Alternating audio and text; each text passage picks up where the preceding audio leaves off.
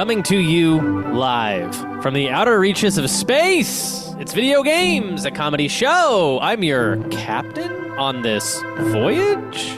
My name is Jeremy Schmidt. Today, we are carrying a payload of every single 3DS, Nintendo 3DS game, to be specific, through the galaxy to a outpost in a neighboring planet. Doesn't have those games, and we're gonna bring them over there to share with them the beauty and the wonder and the magic of what glasses-less 3D is all about. Folks, I couldn't do it alone, though. I have to have an entire crew with me. My first mate, my second in command, Connor McCabe is with us. Hello, Connor. Hey, Jeremy. To all the early adopters of this episode out there, I'm sorry for what we did. You will be getting 2 Game Boy Advance games loaded into your podcast catcher as a make good. 100%. McCabe has given them the business. That's right. And by the way, great joke starting out. Great joke starting out. I expect that out of the rest of yous, okay? I want everyone to be elevated to the level of Connor on this one. Specifically, my missile control weapons expert, Nick Costanza. Hello, Nick. Hello, missiles controlled. Over. Mm-hmm. Was that the joke? Was that trying to get to the level of Connor? Oh my God! Nick. Did you kill him for his joke? I forgot what that was. We're glad to have you, Nick Costanza. Welcome aboard. Oh, it's good to be here. Yeah, and of course we have our our resident botanist on the ship. Anytime we get a space plant, we got to analyze it for all of its elements and stuff. It's Mark Mitchell. Mark, hello.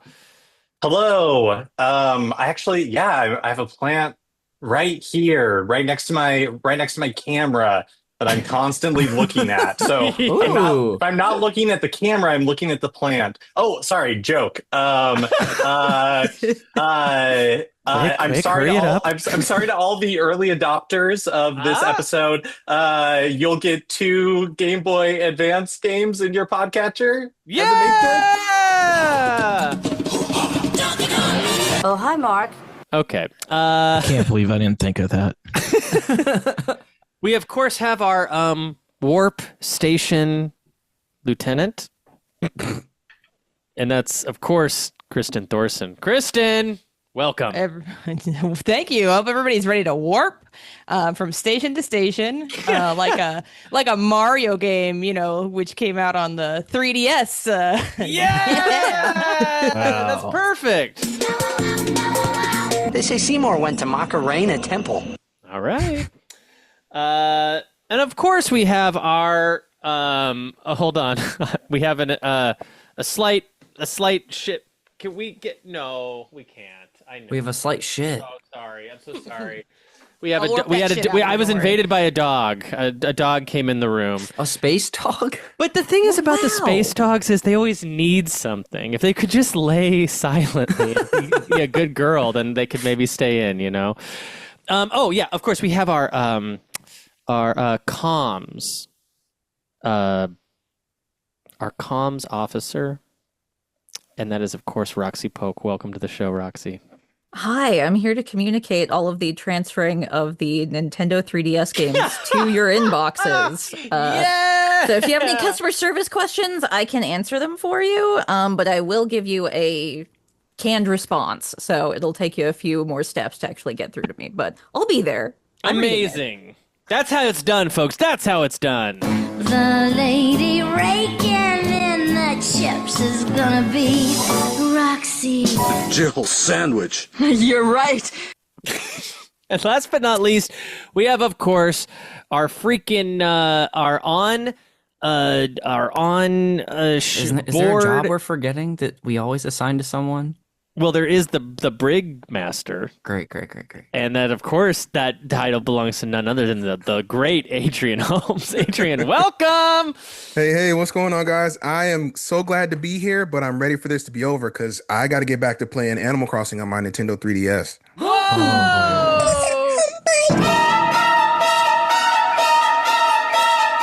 All right. Well, welcome aboard, everybody. This has been such a great voyage so far. The food's been fantastic. The plants have been green and growing, and we've been playing a lot of 3DS games on this trip, which I've been really appreciating. Man, it's been a minute since I had turned on a 3DS. I'm not gonna lie, but going back to it felt like wearing a pair of old loafers or something. And the missiles have been good. And the missiles have been very good too, Nick. Yes. Thank goodness we haven't had to use them on anything. You just keep polishing and polishing and polishing those missiles. Oh, it's shiny. Yeah, so the Nintendo 3DS, this is like one of like my favorite handhelds of all time as a person who didn't own a Nintendo DS. I never got to play. I never really played a Nintendo DS, actually.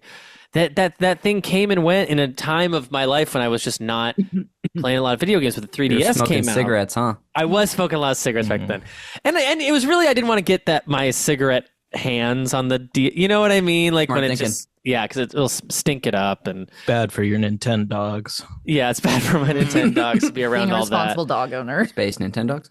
Yeah, but yeah, the 3DS. Luckily, I was able to play a few DS games on that because it's backwards compatible with the Nintendo DS, and That's one of the best things about it. It triples your library.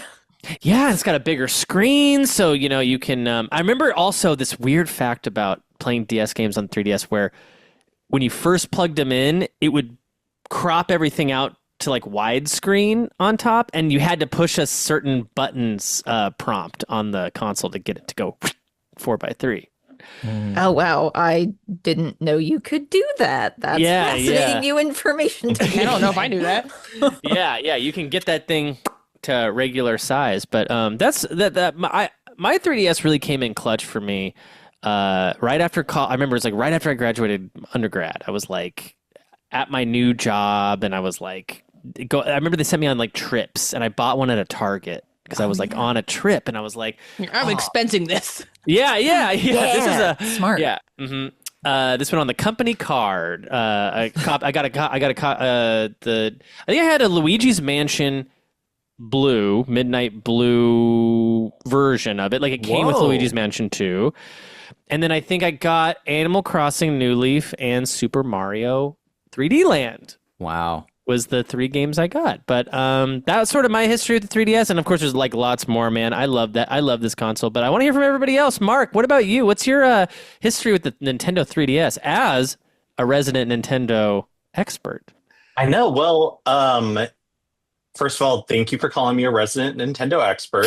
And no, so what you were saying about the DS is kind of the reverse for me. So I, growing up, was always a Nintendo kid. I owned every Nintendo system. I played a ton of DS, was really into the Wii. And then when the Nintendo 3DS came out and when the Wii U came out, it was like a kind of like a time in my life where I wasn't playing very many video games. So I never owned a Wii U. And so I did own a Nintendo 3DS, and that was like my connection to Nintendo during this era. So the fact that it had like a Smash Brothers game, like that sort of thing, it's like that is how I was connected to Nintendo during the 3DS and Wii U. So it's probably one of like the less played systems for me personally, but it has some really great games on it. Oh, wow. That's so interesting. Yeah, like, I mean, even if you owned a Wii U, it still feels like you were missing something from Nintendo in that generation. You know what I mean? Like, there just wasn't a lot out, and the 3DS really did provide like all of their smash hits for that whole 5-year block or whatever. Was kind of the stepdad that stepped up. They're not just the stepdad; they're the dad that stepped up for sure. Yeah. Thank you for saying that correctly. Yeah, I was like, what did he say? What the fuck did he say? I'm so glad someone explained.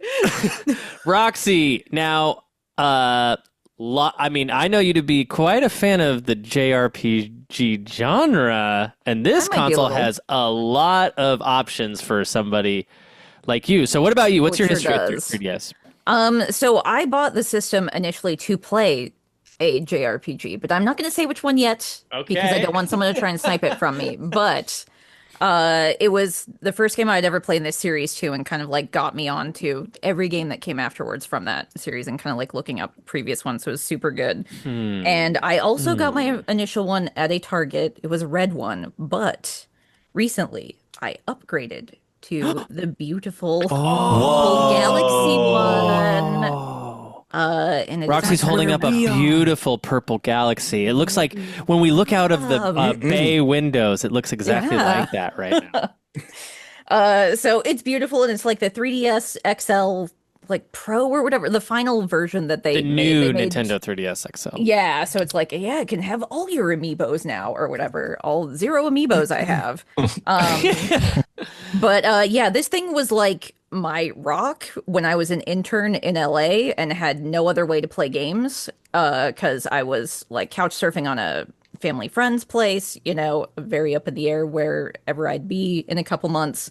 So I wasn't going to bring a big console with me. So like this thing was my gaming system for like practically a year when I was traveling and doing all that. So I love the 3DS. It's so good. It's a great little system. And so many of like the community building things of it too, like the street pass and like everything like that. So every time I go to a convention, I get like a million street pass things and do the little mini games that they had just for free built into it, which is so cool. Which I haven't tried any of that recently, so I don't know if anybody's still, kicking around with their 3DS to do street pass these days, but maybe. There's got to be. That I mean, still come exists. on. There's got to be people out there still. It's rough out there. It's rough out there. Yeah, you get like a couple. Such a shame that they didn't bring it over to the Switch. I know that they like what? they removed all those kind of like whimsical things from the Switch like interface, but oh man, Such a shame because it was such Yeah. a neat little community builder thing. It would be an extra way to interact with your friends and everything. Yeah, and I feel like even like as we get further along with like the Switch 2, we're getting even farther away from stuff like that too. Yeah. I feel like they're just Imagine putting like free bonuses for people that they don't have to pay for and just enrich their experience. yeah. I feel like we just don't get them anymore. Goodwill? What's that? Not in this Yeah. economy. No way. Adrian Holmes. Yes. Okay, hold on. So I got my road dog. Oh, wait. wait. I Oh, gotta see. no. Oh, wait. Is it teal? Oh, is that is it blue? teal? Original? Ooh. Hold Is that on. an What- original? It's original, and I kept the faith, baby. I kept the faith. What is that? What is it? What is it? Your certificate. Ambassador I kept certificate. the Oh, An ambassador in our midst. Thank you, That's sir. right. Jeremy, I you was have one an of the- ambassador. I can't believe our Brigmaster is an ambassador. I was one of the schmucks that paid $250 for it. So that was the original price when it launched, $250. Yep. And then it God, was by today's standards, that just feels like. and then it was nothing. nosediving, and they dropped it down to 170. But they were like, "Oh, thanks for being a schmuck. Here's some Game Boy Advance games." I said, "Oh, thanks." Did you get yours at launch? No, I got it early 2011. I'm sorry. I got it like shortly before, I think it was, what was it, August? I think that the cutoff for the ambassador program was somewhere right before there. Maybe, yeah. Yeah. But Yeah, because it launched in North America in March of 2011. Oh my Yeah. gosh, over Wow. 10 years ago. Jeez. Yep. Jeez. So yeah, no, I got that, and then I remember not right after, but definitely very shortly after, they cut it down to 169. And I said, well, I guess this $250 Pilot Wings is it's worth it. Not a bad game though. That Not a bad game, not a bad game, but for the definitely launch games, that was the better one. I was definitely working on promise at that point of like, Yeah. oh, things are coming, because it's interesting, Jeremy, that you were saying that you had got into the 3DS without having played the DS. And the reason I was so keen to jump on 3DS is because of how good the DS was. Yeah, you're right. Yeah. So they had that goodwill already, and I was like, well, we already got some all-time classics on the last one, so I it's a no-brainer to pick up the new one. So I'll also say, like, I was like late to the 3DS on top of that. It wasn't even like, okay, the 3DS is out, I'm going to get it. It was like, no, it was like already had a revision, and it was probably like 2014 or something when I got mine. Right. So it was So you probably got the XL? Yeah, the original XL. Mm-hmm. Yeah. Mm-hmm. Crazy. It paid off, thankfully. You know, a little patience, and land dropped, and then we were off to the races. It was just banger after banger after that. So yeah. Nick, I was really curious when I reached out to you about going on this trip with us, on this voyage with us. I wasn't even sure. I was like, is he a 3DS person? And it turns out you were. I am a little bit. I am in that I owned one, but it was mostly a Pokemon machine for me. Yeah. And occasionally a Netflix machine, which is very strange to say because that feature didn't even exist by the end of the online store. And then now it's gone for good. But yeah, I was extremely excited for the original Switch. And I'm sure I've talked about that on this podcast before, but it was one of those things where I was so excited for it to come out. I wanted it more than anything. That hit at me at a sweet spot in middle school, where like just when I probably was about to grow out of gaming a little bit, the Switch or what am I talking about? The original DS dropped on the scene and everybody got it and everybody wanted to play Pokemon on that. I missed the first version of the 3DS, and FOMO just settled in just that much where I was in college. I think this was 2013, and I kind of on a whim just was looking on eBay, and I saw an Animal Crossing New Leaf 3DS XL, and I think the price probably was about $250. It felt like it was expensive, like I was paying more for it, but I just thought I can't let it go. And to my great chagrin, I didn't bring it on the trip with me. I've been playing on a loaner 3DS XL, so no. I don't have it handy. Oh here. no! I was so excited to see this thing in like live and in person. But it's a white 3DS XL with little Animal Crossing icons on it. I've so sick. it. So sick. Good. And I've continued to use it a year or two ago on the Pokemon Games Club. That was what I was playing. Fun. Because Nice. I downloaded Gold, Silver, Crystal, all of the original Pokemon so I could play. And I would port them up to 3DS. And then, I love Pokemon. Nick, on this like topic of like different versions of the 3DS, like the different like models they would make with like the New Leaf version and the Super Nintendo version. Like, I feel like did the original DS have that many variations? Did it have a lot too as well? It did. It probably did. I remember getting it early enough that I think it was just silver and blue. Maybe blue came a little bit after. I think my sister had that, and we would get jealous of each other's two different colors. Adrian, I feel like you're about to tell us exactly how many DS iterations there were, and I want to know. Nah, but Mark is. Somebody Mark has like 58 of them. No, one of my biggest regrets is that I have never kept any of my retro systems. But there was a time where I owned like 6 or 7 different Nintendo DSs. That's what I'm talking about. So that's why I know that they released a lot of them. Because I was like, oh yeah, I'll get the Zelda Special Edition that was like gold. You know, I got so yes, there were a lot of them. Oh wow. Okay, great. Are there 3 iterations? DS, DSi, and DS Lite? Mm-hmm. Okay.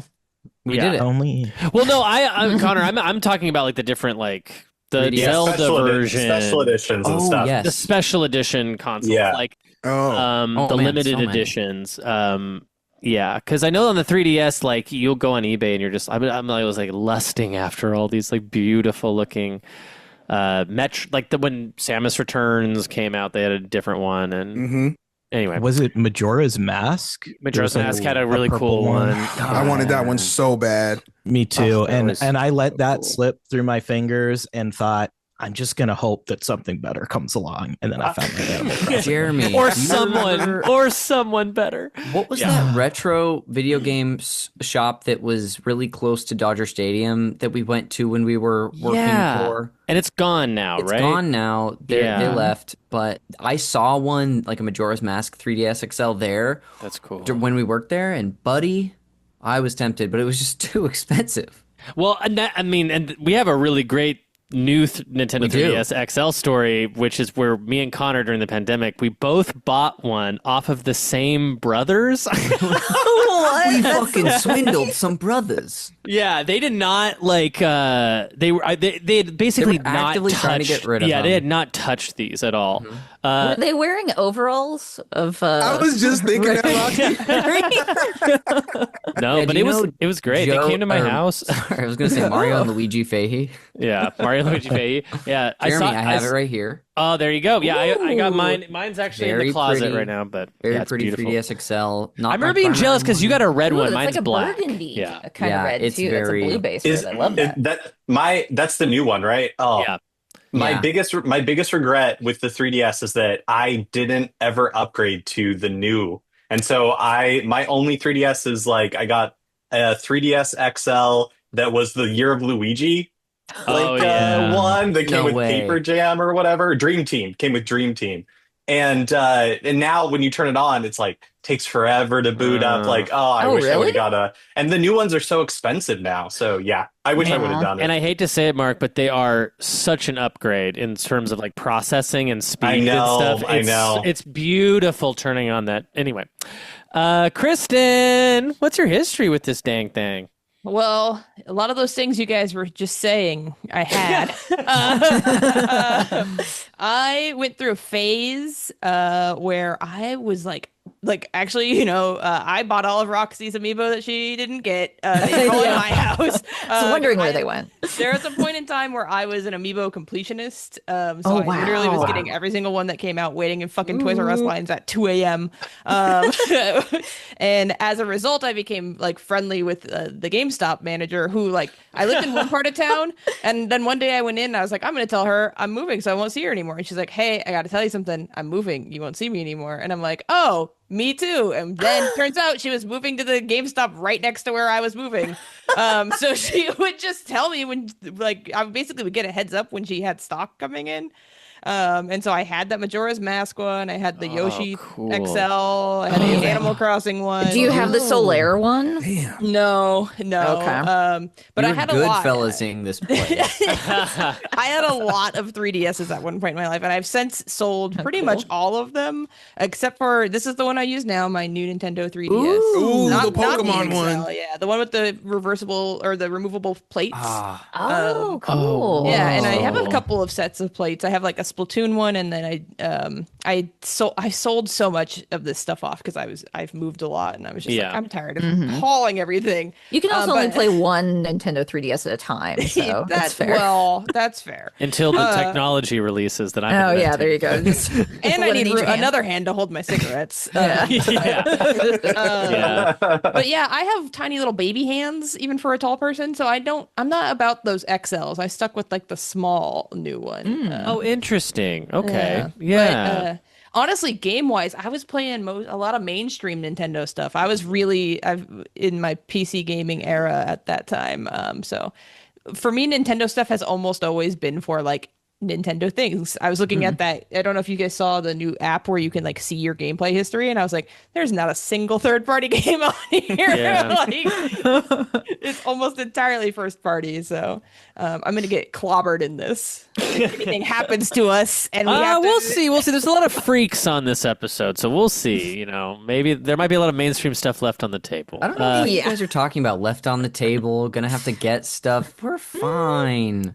Yeah. Who knows what we're talking about? Nothing bad has happened yet. It's happened 24 times before, but not yet tonight. Well, I feel confident with Nick on the missiles that we don't have to worry about Ribley's. So I'm feeling good about that. Yeah, well, I don't have any screens in here, so somebody else is going to tell me when to fire.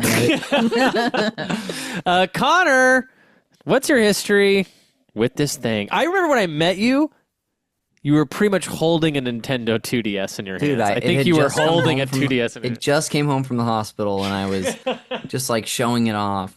When this console originally came out, I was definitely in probably my most casual gaming era, where if a new game came out on a system that I had that I wanted, like a Mario or a Zelda, I would buy it. But pretty much was like, yeah, I was in the middle of college. I was intrigued that Ocarina of Time got a remake on it, which was like my favorite game at the time, but it was just a little too pricey for me to buy as a college kid. But finally, they made the Nintendo 2DS, the little doorstop DS. I've got one right here to show off. Yeah! Check it out. Check this thing out. It looks so hilarious. The most comfortable version, I will say. It is pretty dang comfortable. I could see that. It fits really well in the hands. They made that for a younger target audience, and it was a less expensive version of the console. And they also made it for 22-year-olds working their first job out of college, because I bought one because of the new Pokemon that was coming out. Pokemon X and Y brought Pokemon into 3D. Interesting. And I heard the game was good from a friend I had at work, so I bought the 2DS doorstop, this little red one. I bought Pokemon X, and then I would play like a Pokemon or a Mario, or sorry, Nintendo. That's the genre we're talking about. Wait, what would you play? What are you talking about? I would play a Mario, a Zelda, and I played that Pokemon game, but I really wouldn't play that much on it. And then, yeah, like you said, eventually got our 3DS XLs. I also, at some point, after the Switch revitalized my love for video games and Nintendo so much that I got a new 3DS after I got a Switch because I was so in on it. And I got a 2DS XL. What? Very compact little system. I didn't even know that. When did you get that? Did you get that before the pandemic? This was summer of 2017. I got this. And I played a bunch of games on my lunch break. That's what work. you had when I met you. That was Yes. what. Because I remember walking to your car and you're like, "Have you seen this?" Oh, dude, yeah. I'm like, "Have you tried drugs before?" And I was like, "Dude, I can't get near that stuff anymore." Yeah, I used to do it. I used to do it. I know what it feels like. I kind of had a renaissance with it that year, 2017, 2018. That's when I got back into gaming in a significant way. And then, I occasionally play stuff. I kind of went all out when the eShop was closing in 2023 and bought a bunch of stuff. But even now I have regrets. It's a great console that I don't play enough. Yeah. And just to remind, anybody out there listening to this dispatch, there were 6 different versions of this handheld. There was the 3DS, the Nintendo 3DS XL, the Nintendo 2DS, new Nintendo 3DS, new Nintendo 3DS XL, and the new Nintendo 2DS XL. So that was a lot of options for one console. Simple. Yeah, so simple. Nothing so easily confusing named. about it. Yeah, I remember, I think, is this like when the new, quote-unquote, no, it was with was it New Super Mario Brothers on the Nintendo DS? That was the first new, where they started using the nomenclature of like new on stuff. Correct. Yeah, that's like that. I don't know. I think that's was kind of maybe a mistake, like getting into the weeds about like new this and new that. Like, I don't think it like quite sold how much of an upgrade maybe stuff was. Like the new Nintendo 3DS was a huge step up from the original 3DS. But it's really interesting you say that, because I don't feel like I even thought of it as being different. It wasn't even like Switch to Switch 2. I have more expectations of Switch 2 being different than I would of new 3DS XL being different from 3DS XL. yeah, exactly. Yeah. I just remember being like, it doesn't come with a charger. Yeah, to buy that separate was such a What was that racket. about? Yes, trash. And another kind of weird thing about this console too was that like as time went on, they kind of tried to like shove off the 3D aspect of the console. Like that was kind of like it was only really with them for like a season. I remember when Pokemon Sun and Moon came out, they didn't even do 3D at all. They didn't even like have Yeah, an there were a lot option. of games where even so it'd be like maybe like the title screen did it, and then you go to play the game and it's like, well, all right. Yeah. Into that. To be fair about that one, the ones before it barely ran when 3D was on. So they probably were like, we need the extra horsepower. We're not going to do it in 3D so it doesn't run like, crap. And to be extra fair, I never turned it on. Yeah. I did. I was a 3D freak. We should go around and talk and each one say, like, everybody say, like, if they use the 3D or not. I think you should hold your hand up how high it would be on the meter. Yeah. Like that's good. That's good. Like okay, so this is off, and then this is fully up. So, Mark, where are you? Yeah, I would say I'm like here. If the only time I would use it is games like Super Mario 3D Land or something like that, where it's designed, and sometimes in like Link Between Worlds, it's like, ooh, this looks cool. But otherwise, down. Also, I've always assumed that the reason it's a 3DS is because Avatar came out a few years earlier and everybody was in 3D. Yeah. And if that hadn't happened, then it would not have been a 3DS. Wow, that's so interesting. Yeah, glasses less 3D. I remember when just hearing that and being like, "What are they talking about?" Yep. Roxy, where are you at on the 3D spectrum? Down, below. Down. Okay, Adrian. I'm cranking that all the way up, baby. For the showstoppers. There we go. Absolutely. Nick, where are you at? Love it. Not quite 0%. You gotta do it with your hand. For the audience at home listening. Okay, down. It's pretty low. Kristin, where are you at? You're down? Are you down? Hang on. I gotta tell you why. Okay. Okay. Please. I don't see 3D very well. And if I have it up, it actually looks more blurry than like a coherent picture to me because I have bad eyes. That's why. But occasionally it's not 0% because occasionally I'd accidentally hit the button and I'd be like, what happened? And then I turn it off. Yeah, I heard there's people out there who just couldn't see it at all. Like couldn't see a difference at all. Maybe not. Maybe. Kristin, where are you at? I want to see hands down, low. Connor? Yeah, and this is because I didn't have one for so long. I had two DSs, and now that I have a 3DS, I'm like, whoa, this is awesome. Yeah, and I have the good version of the console, so it probably is better. The original 3DS and then 3DS XL also like just did not like you could barely move an inch and it would just skew everything like really bad. The new Nintendo 3DS, happy to report, is way more stable. Like you can shake that thing all around and still see something. Okay. Oh, Jeremy, can I tell you something? Yeah.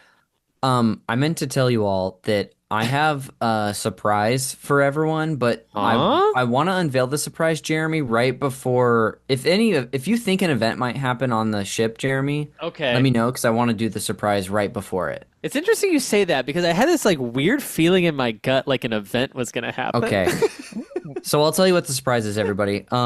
It just so happens that during this stream, which is on Friday, November 7th, we started about 6 p.m. at 6:40 now. Wow. And that's where we are in the podcast. Earth time. I have as of 6:30 tonight, I've been eligible to call in for jury duty this Monday. Oh, no way! Wow, we got to make it home safe. So what I was going to say was, what if I called right now live on the podcast to see if I have jury duty? You've got to do that, and we have time. Listeners, I love that our phones work. I'm going to make this as fast as possible. It's 2025. Our phones can go to space. Take too long. Satellite relays. True. And Connor, whatever you do, don't put it on speakerphone. I just want to hear your side. Will allow you to get reporting minutes. Just accidentally tried to FaceTime them. Okay. Perfect. Can you hear that? Yeah, a little bit. Potential jurors. Is this fine? Yeah. Juror to request personal information like Social Security. God, just get to it already. Such information to anyone. This is going to take a while. To continue in English, say English or press 1. Para continuar en español, to find out if you need to report for service, press 1. To register for, please enter your 9-digit juror ID number. I'm on the edge. Here goes nothing, folks. Right now. Read it out loud to us. Read us your Connor's doesn't change or does change. Yeah, Kristin, I'll do that right before I finish the call. Okay, perfect. On the front page of the summons, just below the clock. Please hold while we retrieve your record. Last time I had to go, and I brought my 3DS Did with the juror ID. Perfect time to for it. jury duty. I knew this was going to tie into the 3DS somehow. Get some street passes. If incorrect, press 2. To hear the name again, It press cut out. the star key. Is this worth it? Yeah, it was The totally name worth it. associated It'll only be worth it if it takes longer. is Connor McCabe. if Robot just read my voice. you do not have to report for Yes! Oh, let's go. We're staying in space forever. To turn this ship around. Make sure. What if it was like just fit? What the hell? Just as I say we're staying in space forever, a freaking missile, an asteroid storm comes towards our ship. What the heck? Nick, Somebody said missiles. More missiles. fire missiles at that thing.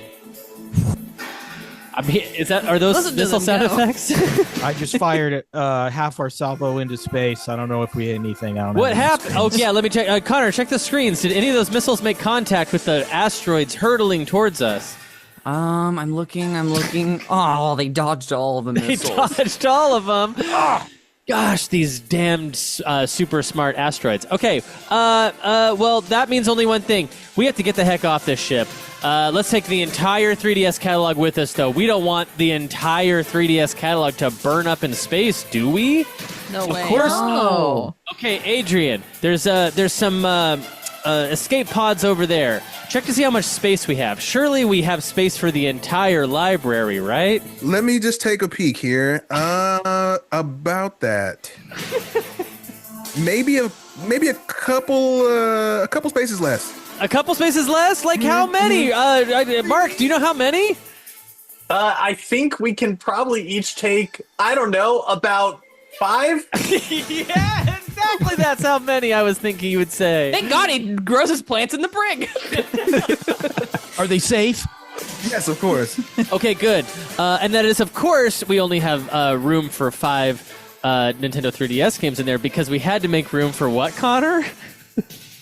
All of the best of SNL DVDs. Yeah. Including the best of Chris Kattan.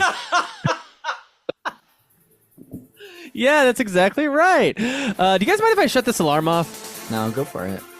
Yeah, we don't need it. Okay, phew. Since we do have a little bit of time here, I guess the only fair thing to do would be for us to choose 5 each of what we think are the best, most impactful, most 3DS of the 3DS catalog with us as memorabilia and let the rest burn up. Oh, that's so tragic, but we have a responsibility to do here, folks. And so how should we do this? Roxy, how should we decide who gets to pick what? I mean, like, maybe we could, like, pick numbers and then have, like, a random number generator, maybe? I love that. We should take this to Google for their random number generating capabilities. That's a great idea. Jeremy, I'd even be so happy hosting the Zoom to find out what Google says about that. Oh, I love this idea. Or the perhaps, Zoom, by the Zoom, because, I mean the stream that we're doing. Yeah, the dispatch. You mean the flight we're on? Yeah, the flight. Uh-huh. The flight. Okay. So, as the captain of the ship, I'll pick number 1. I'll be number 1. Give me 4. Just yelling things out. I'll go with how about number 8? Ooh. I'll do 3. I'll take 7.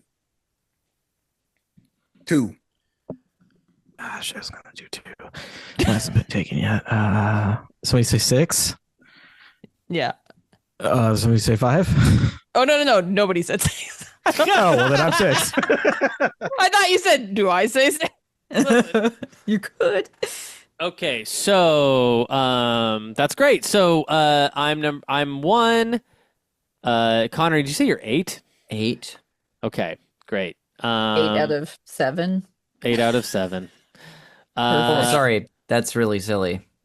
Are you 7? I'm It's used not a to bit. us doing 8 on these. That is so dumb. If 7's available, I'd do 7. Okay, Sorry. you got 7. Okay, who's number 2? Wait, Adrian, you're 2? No. Wait, was I Mark took 7? 7. I took 7. Oh, Yeah, you Connor, got whatever is sorry, left. Connor, you I got don't need 7. It's okay. Okay, 5, right? Wouldn't he be 5? Yeah, I think think 5's so. left. 5's Cool. left. Oh Okay, yeah, I'll okay. take 5. Mark, You're 7. Connor, you're 5. Candy bar? Who was Roxy, are you 3? 3, yes. Oh, wow. Okay, Pulling it this up so I worked don't out. forget. This worked out. Okay, we are ready for that number generator. Awesome. Pop off. For some reason, it disappeared on the stream. So give me 1 second. We got to get up there because people need proof. The people at home need hard data that this worked out. I have it up for the people watching the stream. So here we go. Between 1 through 8. I would do 1 through 7. I would do 1 through 7. I keep saying 8. Sorry. It's our ghost member. It is. You can't see them, but they're here. Number 2. Oh! Let's go. Hey. Let's go. Adrian, number 2. Ambassador program still paying off. The dividends. And that makes things pretty easy because that just means that we just go in that order until we get. I would be the last one at number 1. Okay. So can you just for the stream meister? The stream meister. That's the first mate's top priority, by the way. Yeah. So the order is Adrian, and then Adrian, Roxy, Kristin, Connor, Nick, Mark, and Captain J. So we got Roxy, Kristin, you said? Roxy, Kristin, Connor, Nick, Mark, Jeremy. Okay, perfect. Captain J. Captain J. Pretty sure I have the order over here. Thank you very much, Jeremy. Uncle Captain J to you. Okay. So great, Adrian. I would love for you to kick us off in picking your first Nintendo 3DS game. And for the listener at home, the way that we're going to do this is a fantasy snake draft, where as we're going to pick in descending order, and when we get to the ends, we're going to pick twice. So that starts a new round going back up the list. We can pick any game, really. I mean, do we want to establish any rules about anything we can't choose?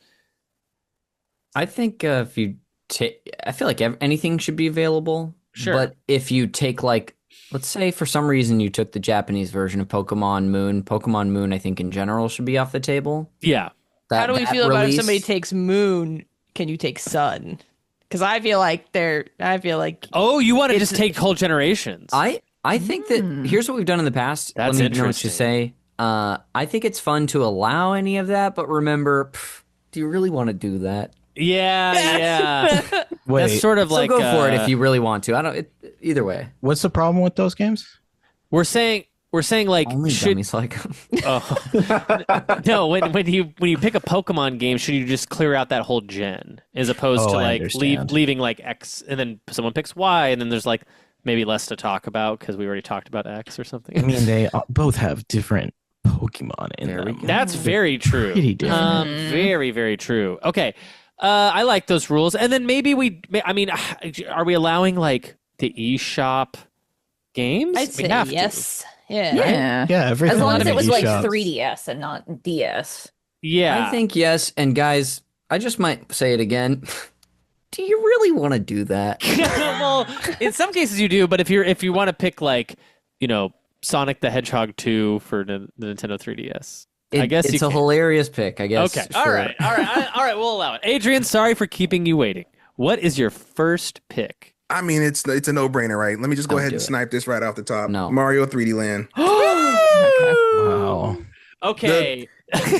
Now this is a game that is very controversial. I am so. Adrian, tell me what you love about this game, please. I had no idea this was controversial. In my opinion, Talk to Connor over there because he Okay. has something against this game. For I some don't reason. understand why. I think this is like the quintessential like marquee 3DS game. Like this is what I think about when I think about the 3DS first is Mario 3D Land. I mean, it's to me like it's the perfect handheld like 3D Mario, well 3D, 2D, whatever they want to do with it, like experience. I don't like the levels are perfectly timed for you to if you're on a commute or if you only got like 5 minutes or so, and you get a full like Mario level 3D experience. It looks great for the console. The 3D was well done. Pretty Brought hefty. back the tail. Yeah, brought back the Tanuki. The so I tail. don't.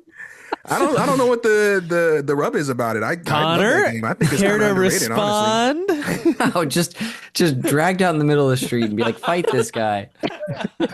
Oh, this game's fun. I played it all the way through the one time I played it. I played a little bit this week, and I like it. I've just never loved this one, but some people, it is a polarizing one where people are like, this is one of the best 3D Marios, and people like me who really like it, but it don't have the same enthusiasm, I guess. I don't think that's what polarizing is. Yeah, I didn't know it was that Some people really polarizing. like it, and some people think it's just kind of good. I always thought this was interesting that it didn't sweep Connor off his feet. That's more the thing is like it felt like you didn't. It's not that you disliked it. You were just like, oh, I don't really get what the big deal is about this. Yeah. Was that kind of how you felt? Kinda. Yeah. I definitely had a good time, but was like, oh man, there's some stuff left on the table. But yeah, it's been 5 years. I played this when it came out, I feel like, or close to when it came out. And I remember having such a good time. And this is a great one for taking an edible and then getting into bed. And then your eyes get become the 3DS, and you're like really locked in to the Mario. You did all this without turning the 3D on? What's that? You did all that without turning the 3D on? Oh no, I'm a 3D up here. I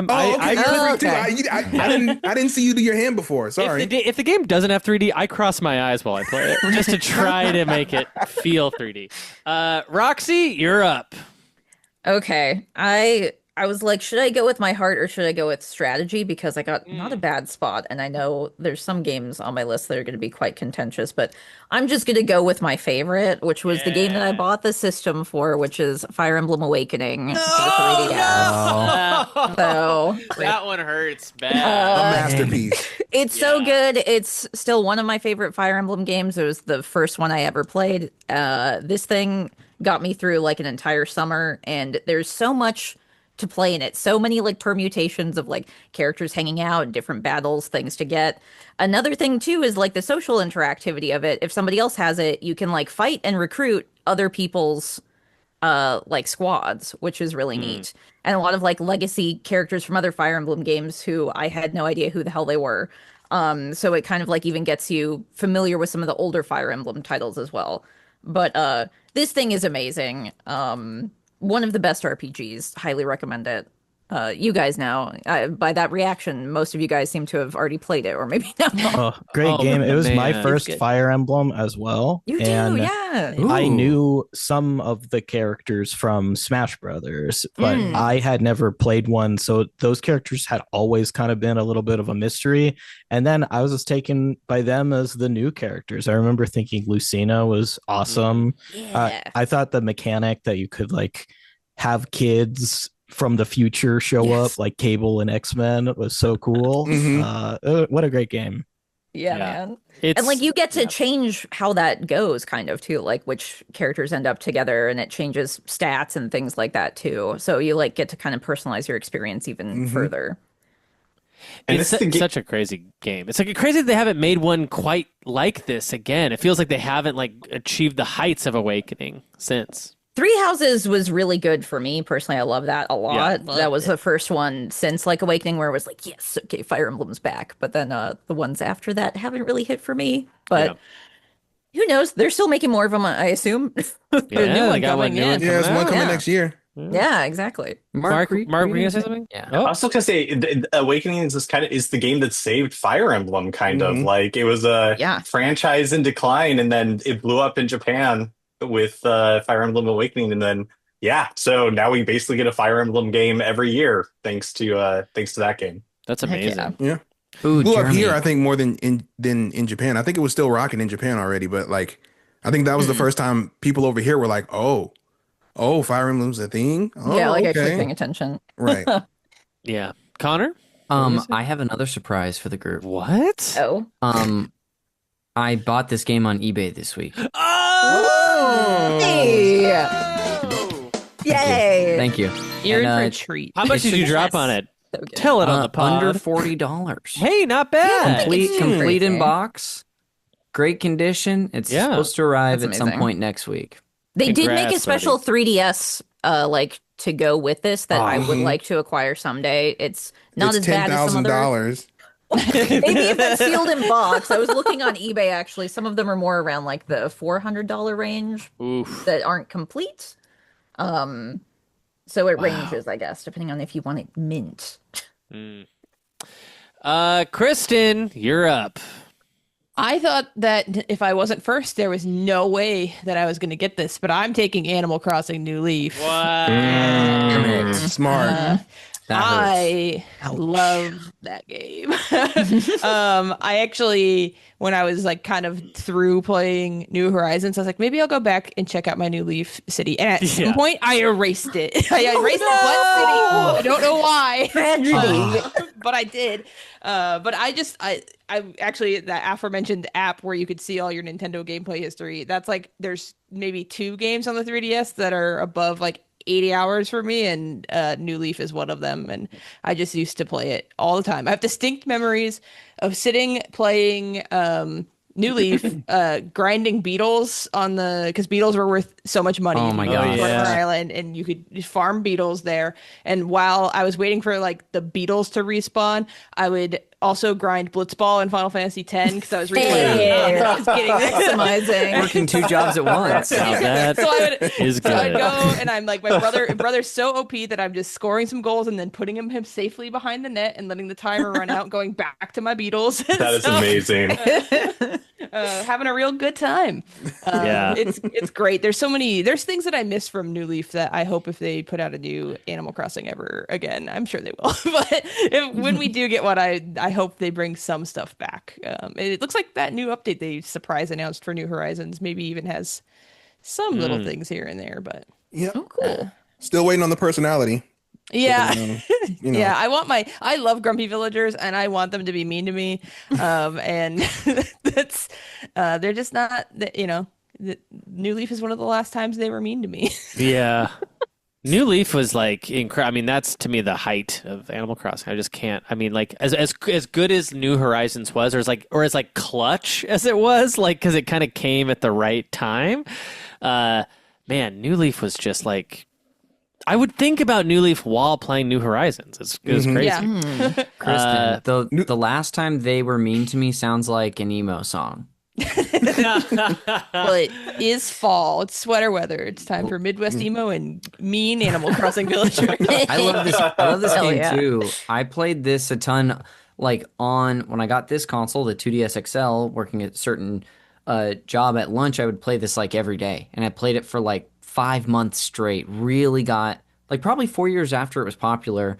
But I had one friend at my office who also happened to play New Leaf, and so we would trade fruits and stuff. Great game. Oh, cool. Yeah. So I loved good. the fruit trade. Mm. It was great. Yum.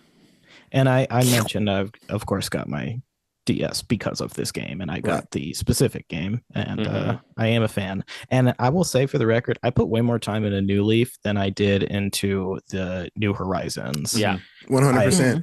I just got burnt out on Horizons much faster.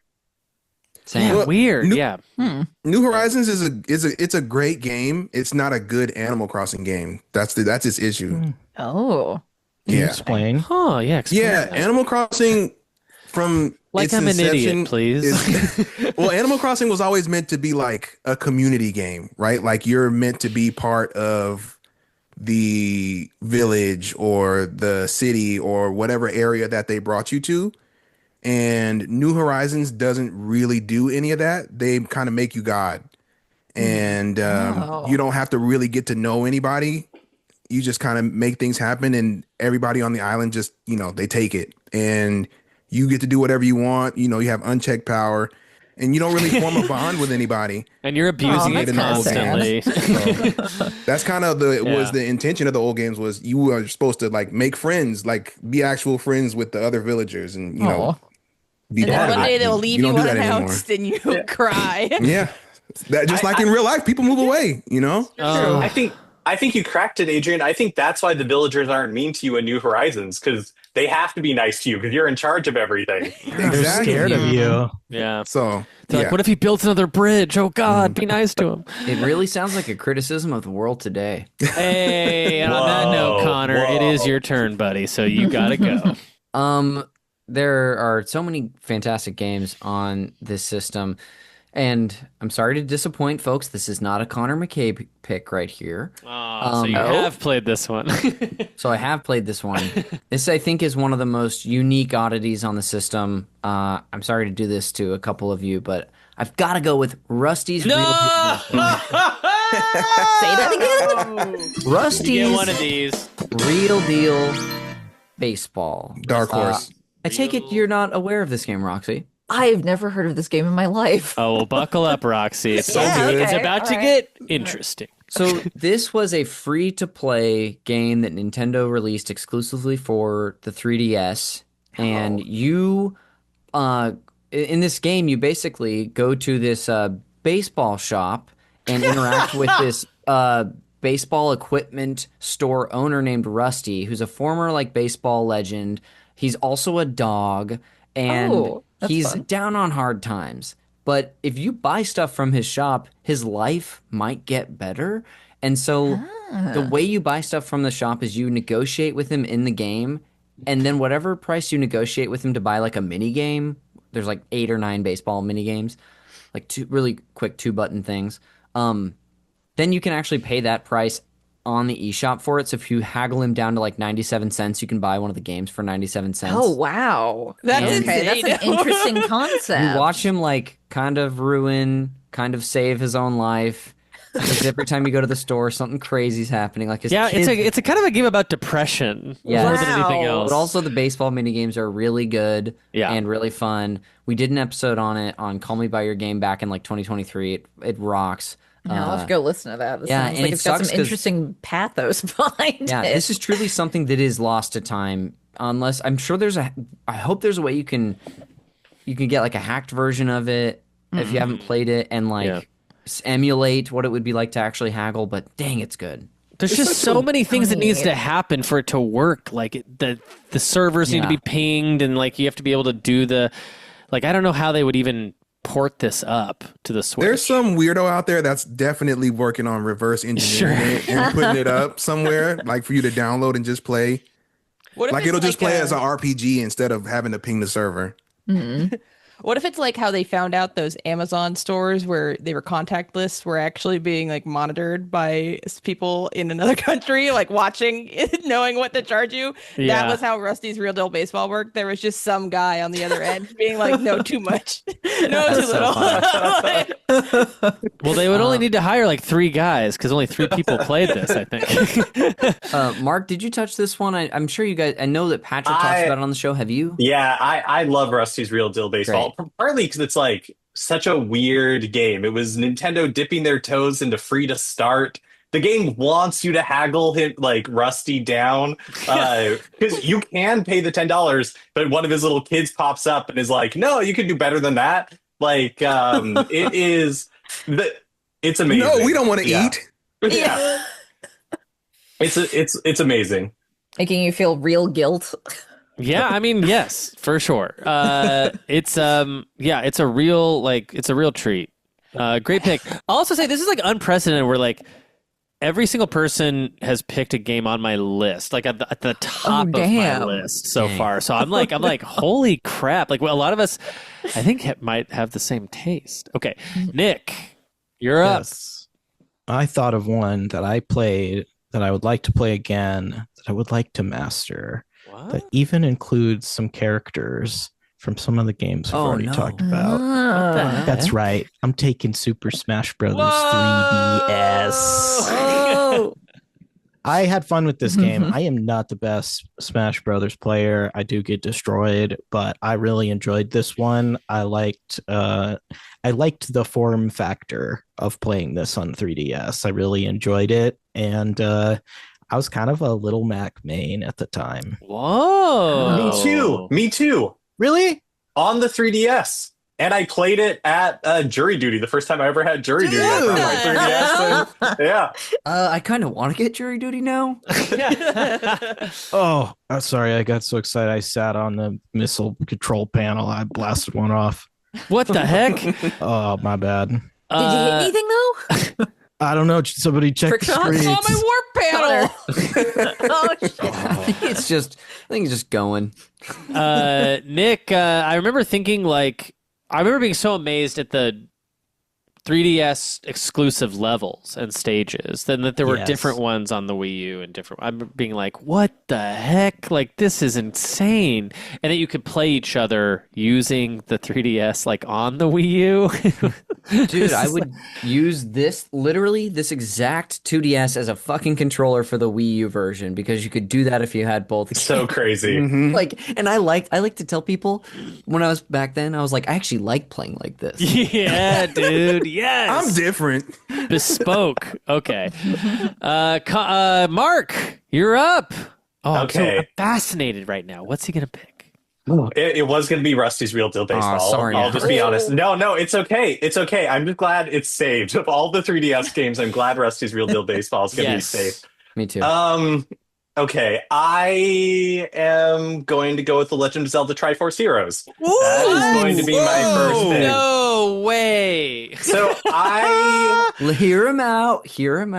I think this game is incredible. And incredible, he says. I was like, when you play it, I never played it online. The only time I've ever played it was with my friend Patrick and my friend Matt, and we were in a room together and we spent an afternoon just like playing through as much of Triforce Heroes as we could.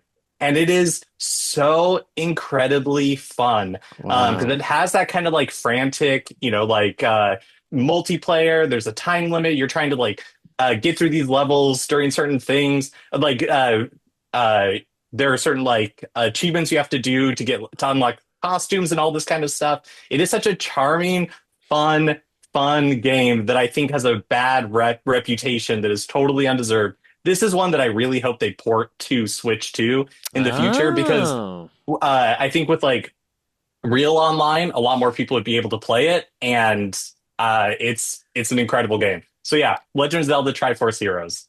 Oh, I'm so proud of you right now. This is such a good moment. When I hear you and Patrick talk about this game, it makes me want to play it. Yeah. There's no single player at all, right? Not really. So I okay. actually don't even really know. Again, like the only time I've experienced it was with people. I know that you could play online with strangers and that there was some sort of like communication system, but it's definitely, not like voice chat, maybe just emotes or something, but it's definitely a game that is best experienced in the room with friends. And Connor, you should absolutely buy it, and we should absolutely just like spend a day playing it together. Like, it is so much fun. So I also own it, so I'll come over and play. Yes, just Connor and Mark. Sorry, Jeremy. Dang. Okay, well that's amazing. My first pick is going to be another Legend of Zelda game. No. But not the Triforce Heroes. I'll be doing The Legend of Zelda: A Link Between Worlds, baby. That's the right pick. Oh. The Legend of Zelda: A Link Between Worlds. I was positively smitten with this game as soon as it came out. Going back to that Link to the Past map to do all this stuff, to do all this business was a real treat. I have not gone back to this game, and I kind of feel like in some ways I don't know if I will. Like, I know when I go back to it, it's not going to like be as special as when I first played it, like when it first came out, and like look as good maybe. Like, I'm not sure how this game looks, to be honest with you. In my brain, it looks beautiful, but like I haven't looked at it in years. But I just like had such a good, and I really did. Like, all the gimmicks Nintendo did during this generation really worked on me. Like, whenever like Link would like become a piece of paper on the wall or whatever, like a chalk outline, I was like, gaming doesn't get any better than this. I'm like, this is all I ever wanted. It kind of doesn't get better than this game. It's such a cool little special game. This is great because I literally bought this game like 2 weeks ago. Yeah, like a used game store. I've never played it. So good. So it's really great Dude. talking it up. So I'm excited to actually play it. You're gonna have a great time. Mm-hmm. Is this the first time also that weirdo shows up that like you buy things from? What's the purple guy? Ravio. Is this the first time he shows up?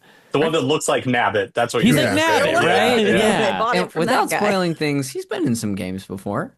Okay, all right. Yeah, the story of Link Between Worlds is really good too. Yeah, Yeah, it Roxy, is. you're in for such a treat. It's such a good game. All right. Awesome. And then after you play it, listen to the Games Club episode we made about it 4 years ago. There we go. Yeah. Hey, why not? Absolutely got to. Oh no! Already? Terrible news. Oh no! Is that what I think it is, Jeremy? I'm so sorry to report, but a Ribley has made it aboard the ship. And for people at home who don't know, a Ribley is obviously a space monster who eats video games. Much like the Metroid character Ridley, but nothing like. Ribley is here to stay, unfortunately. And everyone knows that what they do is they spit acid on the game before they eat it, so there's no way to possibly ever play it again. Jeremy, I have a question. Uh-huh. Have you ever tried to offer it the DVD box set of SNL before? Would the Ripley maybe take that? Yeah, ever? I did try to offer it the Sherry O'Terry Best of SNL DVD, and all they did was just put it in a DVD player and laugh away. They didn't even eat it at all. They were still hungry. At least they were entertained for a little while. Yeah. Yeah, they were entertained. Maybe next time you can try Chris Kattan. They thought the cheerleading sketch was so funny.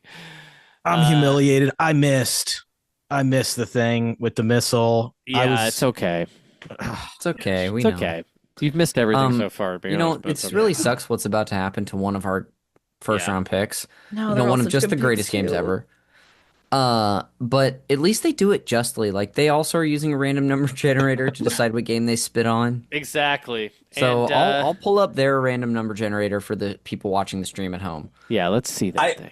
I just have a question. If it ends up taking Rusty's Real Deal Baseball, am I allowed to sacrifice myself in its place? Like, can I? Yeah, you're allowed to dive in front of the acid spit as it's coming. I just wanted to check. I did hear it goes straight through humans, though, and still hits games. But It's brutal. Game seeking. Okay, let's do it. Oh, I'm also nervous it's going to be Rusty, and I don't want it to be. You ready for their random number generator to start? Let's do it. All right, here we go. Between 1 through 7, and of course, whatever number it lands on kills one of our games. Oh my God, it's 5. Oh, that's you, Connor. Costanza. Oh wait, that's me. No. Nick. Oh no! It's Super Smash Brothers is gone, baby. Ooh. So sorry. That's terrible. I hate this. So Ribley spit on Super Smash Bros. 3DS. That's terrible. How rude. He wants to play it on Wii U. So Nick, do you have a backup game here? You want to replace it with? Yeah, I mean, only the cream of the crop. I guess I'm gonna have to go with Transformers: Rise of the Dark Spark. Is that Never a real played 3DS it. Sounds game? fun. Well, you can't let it go without getting a chance to play Rise of the Dark Spark? That's correct. Wow. Okay, what kind of game even is this?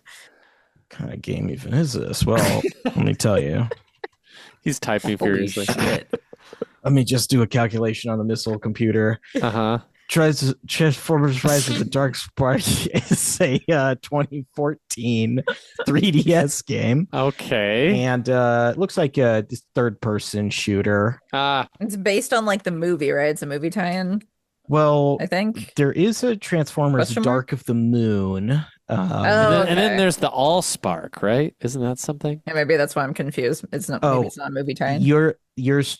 I'm gonna give you partial credit, Roxy. It's an alternate retelling of the movie Age of Extinction. Oh wow, the T.J. Miller one. Okay. I think this is really heroic of you, Nick, because so many people had a chance to play Super Smash Brothers, but not that many people had a chance to play this game. Yeah, that's why I'm bringing it home to Earth. I know, so everyone can experience it. Yeah, passing it off to a new generation. Okay, I'm gonna start round 2 with my favorite Pokemon game, maybe of all time. Oh my God! And that is Pokemon Y. Wow. Specifically Y. Yeah, Jeremy. I play. Yes, we're going France. We're going back to France. I played Gen 1 and then didn't touch Pokemon until Pokemon Y, and I was like, this is the best thing that's ever happened to me. I was like, I couldn't believe how much fun I thought this game was, and Pokemon updates so iteratively that if you actually skip like 6 generations and go straight to like a future one, you're like, wow, it's like a brand new game. It's like a proper sequel to a game. It's truly you're like doing a Frozen Caveman thing. Yeah, exactly. An Encino Man. A regular Encino Man. That would have been easier to say. I thought Mega Evolutions were awesome. Yes, and you were right. Charizard Y, gimmicks they've done. Super cool. Yeah. So they added like additional evolutions onto like there were upgrades you could get to certain types of Pokemon, and they would mega evolve, and they would change their shape. I think it's Charizard Mega Evolution Y becomes like a blue Charizard who's like, okay. Yeah, it's really cool. Mark, were you gonna ask something? Who are the starters? The starters for this are Froakie, that little walnut grass thing. Oh, yeah, I had that one. Is it the grass thing? Is it Chespin? Oh, of course. Chespin, and then Fennekin, I think. Oh wait, no, that's the one I had. That's the little Firefox. Yeah, Firefox. Yeah. But this is where, so most Smash Brothers games, it used to be that they would, at least one of the starter final evolutions would make it into the game, and Greninja made it into Smash, and I was a Froakie person, so like I remember being like, yes, I picked correctly. Same here. So this was just a delightful game. I don't know if they had Wonder Trading before this. I didn't play any Nintendo DS games. Did they? They did. They did, yeah. Wonder Trading was a thing that I could just do for hours. I would catch like 1,000 Rattatas and just like Wonder Trade them, and I would get like legendaries from past generations and stuff. Like it was amazing. Like I had such a good time with this game. Anyway, I bet those good people were so mad at you. Yeah, because they just got and it was always like from like Japan. I would get like a cool like Japanese like Charizard or something, and then they would get like an American Rattata. Kind of a metaphor in there somewhere. Okay, Mark, you're up. All right, my next pick is going to be 3D Classics Kid Icarus. Ooh! Whoa! So this is another game like Rusty's Real Deal Baseball, where it's like, it's kind of a shame that it's stuck on the Nintendo 3DS because it's like a fixed, improved version of the NES game Kid Icarus. And really, like, the major thing that they did was change the arc of Pitt's jump.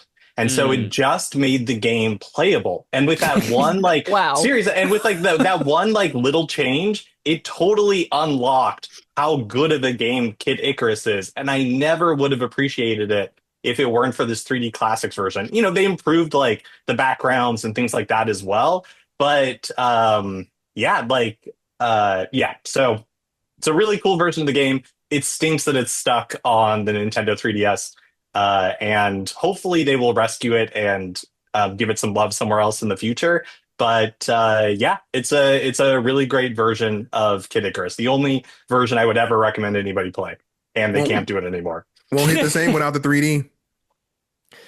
Not the same without the 3D. I actually wouldn't know. I played it with the 3D off. Oh, man, the 3D is great in that. Yeah. And Mark, show us again visually where your 3D scales at. It's like way down. Okay. Oh, you broke it off. You did so down. Yeah, I love this. They did this with a couple of NES games. I think Kirby's Adventure was one, and I remember when the 3DS was closing down. It was like I'm like bye. Like bought all of these. Double Dragon, I think, got one. Yeah. Sonic 2, I think, has one. Yeah. The Sega ones were great. Sega ones were really good. Yeah. All right, Nick, you're up. Well, I am going to take a gamble, and I'm going to go Pokemon Sun. Ooh, not Ultra Sun, huh? No, because I didn't play it. I was intrigued by it, but I'm going to be honest. Although I'm picking this game, I thought it was inferior to X and Y. Yeah. I had X. I really liked X. Sun was interesting. I think the Alolan Pokemon are very cute. I've always been a fan of Raichu, and I was very happy that he was finally elevated. And no, he's not just Pikachu's big brother. He's his own character, okay? So when he had a serpent Preach, tail, brother, preach. This is good. Thank you. I thought it was very cute. This was the first Pokemon game where I was like, there's too much talking. There's too many cutscenes. Every time I enter a new area, I'm getting stopped so somebody can yap at me. I've heard the beginning of the game is so slow. It's really slow. Is this the game that introduced Mimikyu? That one, or I think that's Sun and Moon. Yeah. That Pokemon was introduced late. Also, it's responsible for probably the best starter of all time, Rowlet. Oh, yes. That's actually who I was thinking of when I said I got the grass one in X and Y. It was Rowlet, which is so cute. And it turns into like amazing. an owl archer. Oh. Yeah. And it's like middle evolution is like a moody teenager. It's so good. Yeah. That's amazing. Great pick. Pokemon Sun. Connor McCabe. I think you're up, buddy. Well, I don't know if by my second pick I've ever done a Connor McCabe pick quite so early. Wow. And I think today we're going to have to break new ground and do exactly that. With my my next pick, which is going to be the 11th choice overall in this draft, I'll choose a little game that was also exclusive to the North American eShop, and that is Attack of the Friday Monsters. Banger. Oh, I've never heard of this. Me neither. Adrian was the person that I was concerned who might also know this. This is a game by some of the development team who worked on Boku no Natsuyasume, which is this like my summer vacation life sim game released exclusively to Japan. I also picked that in the PlayStation 1 Redux we did this year. But it's about you play as like a kid in like 1971 Japan, living your life in the summer, and there's some magical realism elements to it where like you keep hearing on the news about Attack of the Friday Monsters. These monsters and big beings are causing chaos around the city, and you never see them, but you see like traces of them as you go around the city, like a big footprint, and you and your friend talk about it. Just seems to be a really special game that is now, I think, just stuck on the 3DS. And got to go with the Connor McCabe pick second. So Attack of the Friday Monsters. Has anyone played it? Because I've never played it. I was going to say, this is like my nightmare because like when the eShop was closing down for the 3DS, I was Googling like lists of like best 3DS Never heard of this stuff. before Like, like anything. Give me the most like niche best of lists of stuff. And I missed out on this. I got so much good stuff, but I missed out on this. I heard about it this week because I subscribed to a Patreon who did a bonus 3DS episode. It was like 5.5 hours talking about the 3DS. This is the Into the Aether podcast. And they did a 3DS episode and both love this game. They like both couldn't stop talking about it as one they tried out. And Jeremy, I missed it too, man. I don't have it. That stinks. But now I do in space. Adrian, have you played it? Yeah. It rips. No way, dude. So it's like, how do I explain it? It's like it plays like a season of TV, right? So like it's divided up into like little episodes, and each of them is like a little slice of life type deal. And the gameplay mechanic is like, of course, you're exploring the town, but like you meet random people or like friends or whoever, and there's like a card game that you play. Like you play card battles with people, and that's how you progress the story. So like, I don't want to give it away just in case like you decide to like randomly, I don't know, acquire it somehow. Well, I bought it. I bought it on the before the 3DS eShop shut down, but I have never played it, so it's borrowable. If, oh my there you go. No, there's got to be emulators out there too, because it doesn't have the complex 100% stuff that the last game did that we were talking about. It's really good. It's really charming, really heartfelt. Obviously we know that because of the team that did it before. Like Connor was saying, that did the My Summer Vacation. Speaking of which, Connor, I don't know if you know the anime Crayon Shin-chan, but they did a kind of spiritual successor to My Summer Vacation with that IP on it. This is also really good. Wow. So you should look fantastic. That up. I might ask you about that later. Thank you. But no, this game is really good, and it sucks that it didn't get like, it kind of flew under the radar. It was definitely a if you know, you know Yeah. situation. A lot of games were like that on the eShop, I think. Mm-hmm. Man, 100%. I had no idea. Yeah, that game is awesome. Well, great pick, Connor. Thank I've never you. even freaking heard of this thing. Man, video games, the gift that keeps on giving. You know? The more you know, the less you know. Kristin, you're up. Well, there is a game that I, a lot of my like safety picks that I was, a lot of my safety picks are left. Also, I'll say, but there's one game left that I love it so much. It's in my top 10 favorite games of all time. Wow. I know what it is. Yeah, I hope you know how to spell it, Connor. I do not. I do not. Theater Rhythm Final Fantasy Curtain Call. Oh, nice. I fucking love Theater Rhythm. I used to bring my 3DS with me up until Final Bar Line came out, because this was my airplane game, my car trip game. Car trip? I've been on one of those. My road trip game. I love Final Fantasy games, and I love video game music, and consequently, I love Final Fantasy music. And this is just a rhythm game dedicated entirely to Final Fantasy music. Yeah. Did you take Curtain Call or Curtain Call? Yeah. Your love of this series, Kristin, inspired me to finally buy this on Switch. I bought the Did you like it? I haven't started it yet, but I just kind of recently bought it on a sale. Oh, okay. Well, yeah, I love this series. And I found out about it from how I mentioned that I used to stand in lines at Toys R Us at 2 a.m. or whatever. One time I was at a midnight Amiibo release, and there was a guy there was like a little community in Vegas at the time, and we all kind of were familiar with each other. There's a guy I'd met a few times, and he was like, "Hey, check out this game," and he like made me play it on his DS real quick, and I was like, "Ooh!" And I immediately when I got home, I was like, "This Amiibo, put it in the trash and buy this game to buy." And then I was just obsessed with it.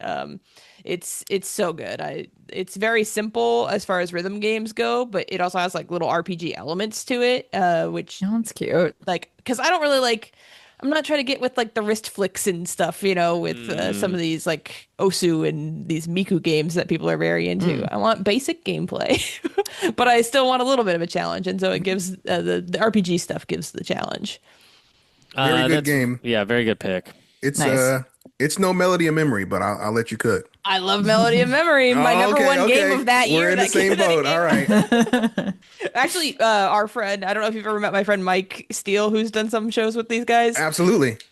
He texted, he was the person who texted me because I do not wake up early for a Nintendo Direct. And it was the new Pokemon Snap and Theater Rhythm Final Bar Line got announced, I believe, in the same Direct. And he was like, "You got to watch the Direct, dude." And I was like, because those are two games that I'd been crying for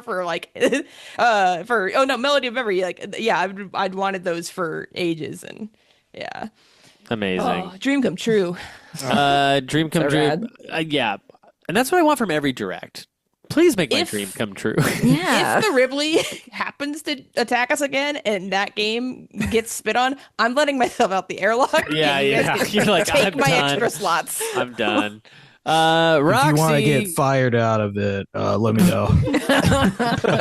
Don't worry, you won't hit anything. I was just getting ready to say you won't hit your target. It's okay. A low blow. Roxy, you're up.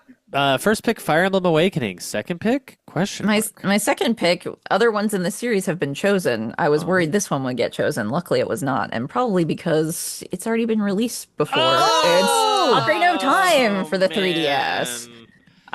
So I of course played it originally on the Nintendo 64. I think it was the first Nintendo 64 game I ever bought. But I no longer have that console, so now I can play it on the go whenever, and it's got like improved graphics, some extra stuff to it.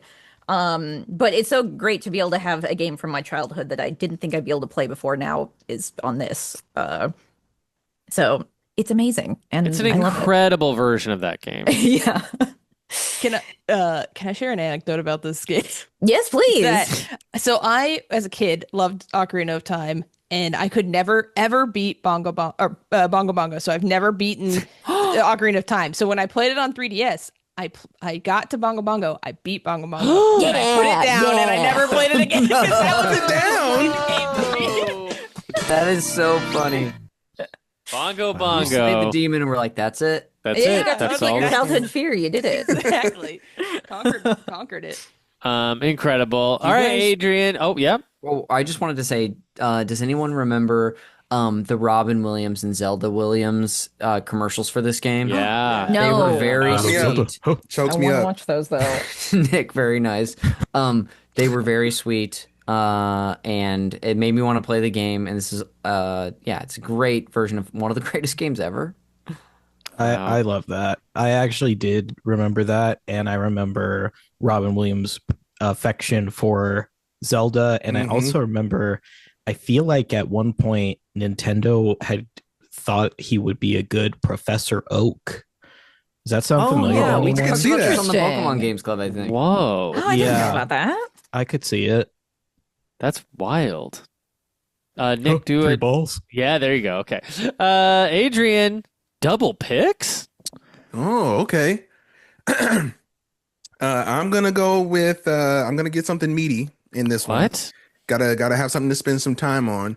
I'm gonna go with a JRPG that's my favorite in the series. That I don't hear too many people talk about this version of for some reason. And that would of course be Dragon Quest VIII. Journey of the Cursed King.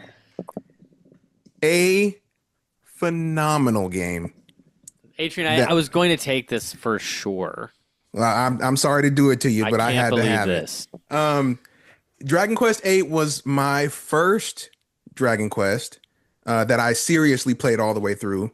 I found out about the series because my old man used to play the originals back on the NES, and then I had gotten 8 on the PS2, played it on the PS2, and then found out that they were bringing it to 3DS, and I said, "Oh hell yeah, give me that! I need that." It is such a great game to have with you at all times to just chip away at over the course of whatever the 100 hours that you can do to like fully complete it.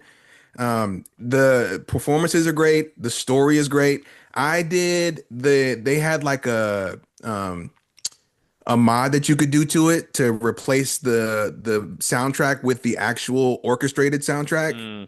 Because that was one of the big like sacrifices that they did was they couldn't get the original Dragon Quest soundtrack because they're all orchestrated from like PS2 up. It was MIDI versions, but they did like a hack that you could do, and it's cherry on top. I freaking love that game top to bottom. You're gonna have to press pretty hard for me to be like, what do you hate about it, or what do you dislike about it for me? So, yeah, it's incredible. It's my favorite Dragon Quest game, I think, favorite. And I took this on the 2001 Space Solace, Connor. I think? 2004. 2004. And Ridley spit on it. Ridley and spit Jeremy, on it. guess what, dude? Can I tell you a secret? What?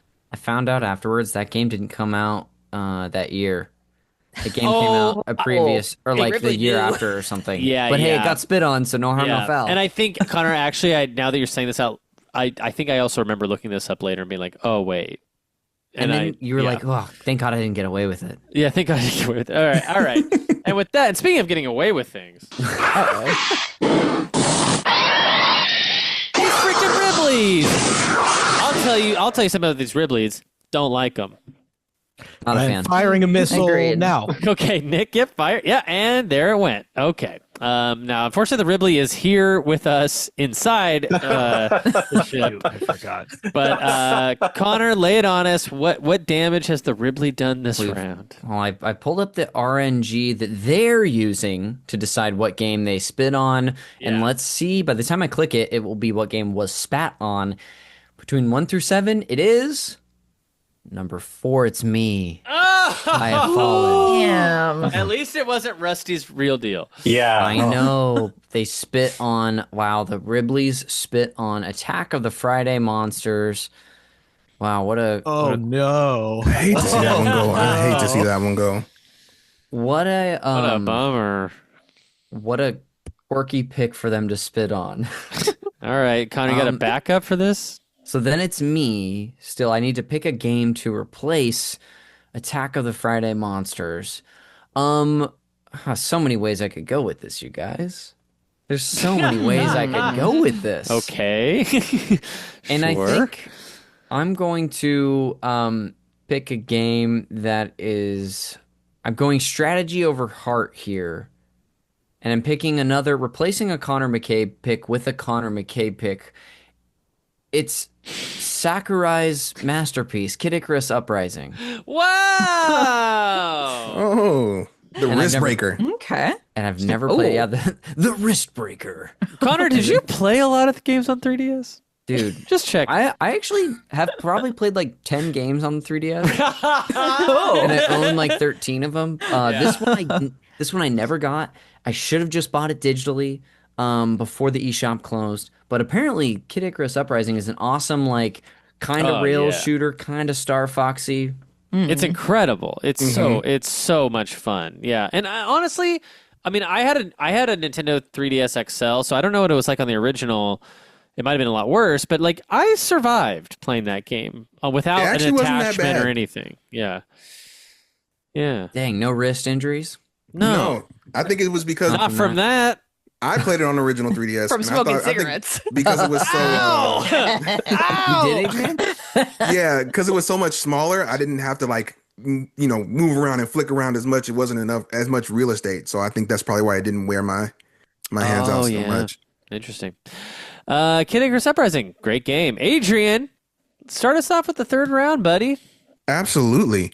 My next one is going to be another all-time classic that was reimagined in the same vein as Ocarina of Time, and that is Star Fox 64 3D. No!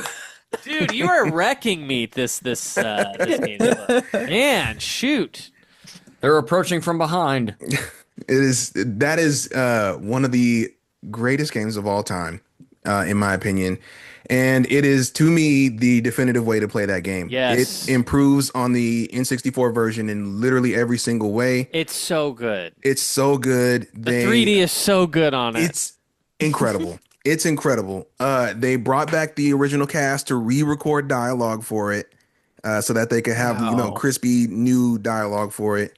And yeah, that game is just firing on all cylinders. It's a perfect, if you got like a spare hour and a half to kill, you can do a quick run. There's so many different permutations of it that you can do too. The end always makes me choke up a little bit when he sees his dad, and his dad tells him how strong he's gotten. And yeah, no, it's just a fantastic game. Yeah, so it taught Nick to fire missiles.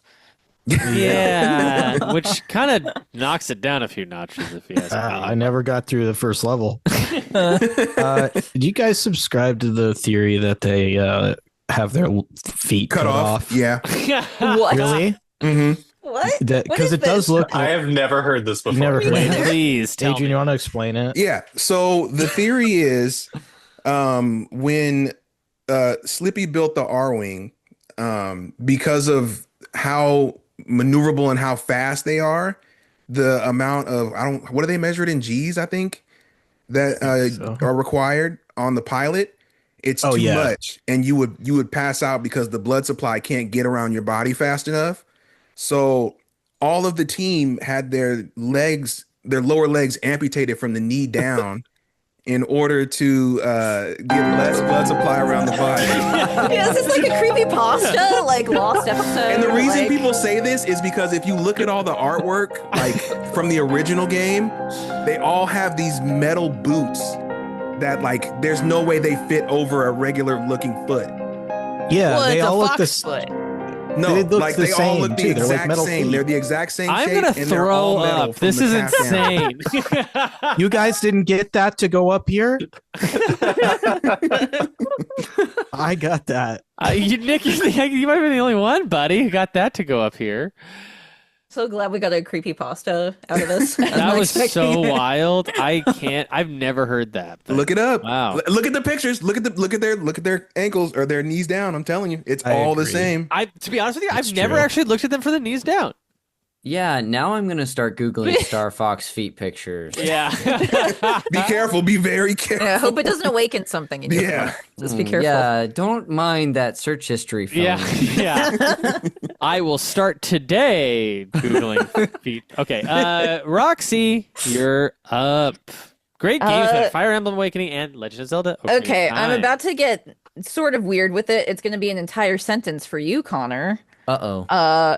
Shin Megami Tensei, Devil Summoner, Soul Hackers. Nice. Yes. This is a game that was only in Japan on like the Saturn and like a version on the PS1. So we finally got to play it in America. It's like a lost Shin Megami Tensei game, finally on the 3DS. Finally, we could play it. And this game is great. You're like a hacker in a sci-fi future. Your friend's possessed by a demon and you're trying to figure out shit. It's really good. And if you like any of the Shin Megami Tensei games or like Persona games, anything like that, like you'll have a ton of fun with it. It's really good. That is at a very good pick. I don't think I have that, unfortunately. I think I have 4 and maybe 4 Apocalypse, but I don't. Yeah, this one it's like one of the older ones, like remade, and then they only recently, like a couple of years ago, did Soul Hackers 2 that was like on modern consoles and stuff. So it took them like, I don't know, 20 years or something to do an actual sequel. Oh my god, yeah, I summoned Saria into chat by mentioning Soul Hackers. She's a big proponent of this game too. Probably Roxy, the only what other made you person who pick? knows it. What made you pick that one over 4? Because when I hear about this specific series and the 3DS, it's usually overwhelmingly people talking about 4. 4 is like good, but I loved how this was a game I never thought I'd be able to play. And it's one of the earlier ones in the franchise. And it has like a lot of the original designs from like Zuma Kaneko 4, which actually I have over here as well. It's like continuing the franchise in a different way, kind of a different direction. And I don't know, I like the fact that you get to be part of like a hacker group and stuff. It's very grungy, very 90s, very kind of like a throwback kind of vibe to it, where it's like, yeah, I haven't played a game like this since I was like 13 or something. So it's super fun. Roxy, I think it's so cool that you have like the boxes and like the like, because I unfortunately don't keep any of that stuff, and every time I see you like have the things, I'm so jealous. I'm just kind of obsessive about it. So maybe I got some personal... Are you all digital, Mark? Like everything? Yeah. Yeah. Really? High five, Mark. High five, Mark. Let's go. Very slick. Color, baby. No, physical for the forever. most part, I bought like 2 physical versions of that new Famicom Detective Club game, like Emmy of the Spider-Man. How do you keep everything like playable after the eShop died, though? Do you just have like a bunch of hard drives or something? No, or, like, see that's the thing. I've well, for the 3DS specifically, it's just everything it's just anything that's on that SD card. Like that's pretty much it. That's all I got. That's too dangerous. You're living on the edge. I know. Stay away from magnets. Stress me out. I got a fat SD card, and then also I have a backup. Okay. Plug it in the computer and then do a copy, and then now it's like locked away in like a vault somewhere. Okay, Fireproof great. safe. Yeah, you're next level. Yeah. You get on your level. Incredible. Kristin, you're up. All right, I might already be in the realm of Connor McCabe picks here. Cool. But Welcome. Yeah. Listen, I started a journey with the series like last year, and it got me bringing my 3DS with me. And so I haven't played any of the 3DS ones, but I did buy this one last year for my birthday. I treated myself to a $150 3DS game. It's Professor Layton and the Azaran Legacy.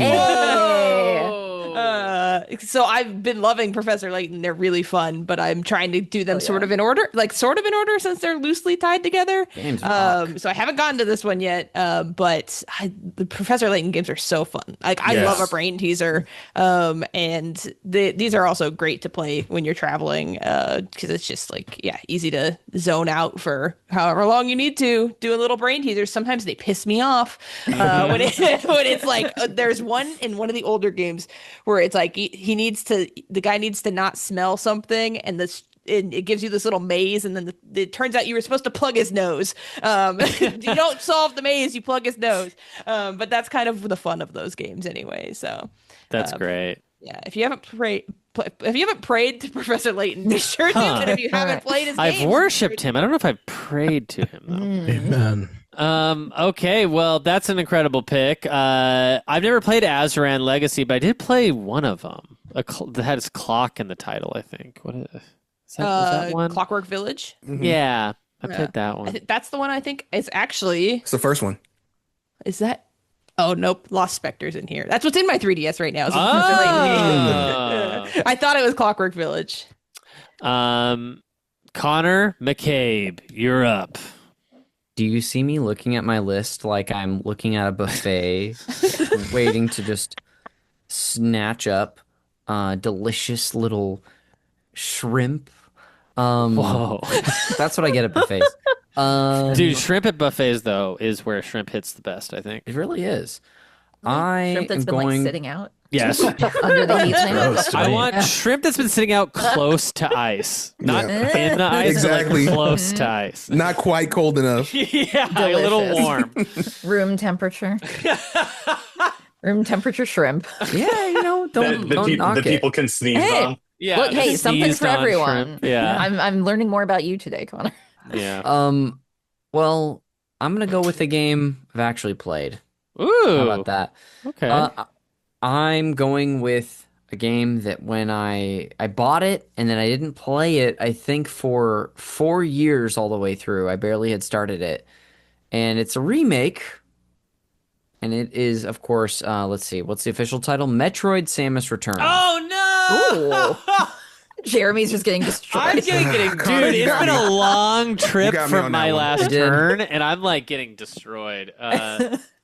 Metroid: Samus Returns. That Damn. actually, I think, is the first game I played all the way through on this 3DS XL that I've been showing off. This sort of crimson looking 3DS XL. Jeremy, I played this when we were working at Core in that office. Yeah. Wow.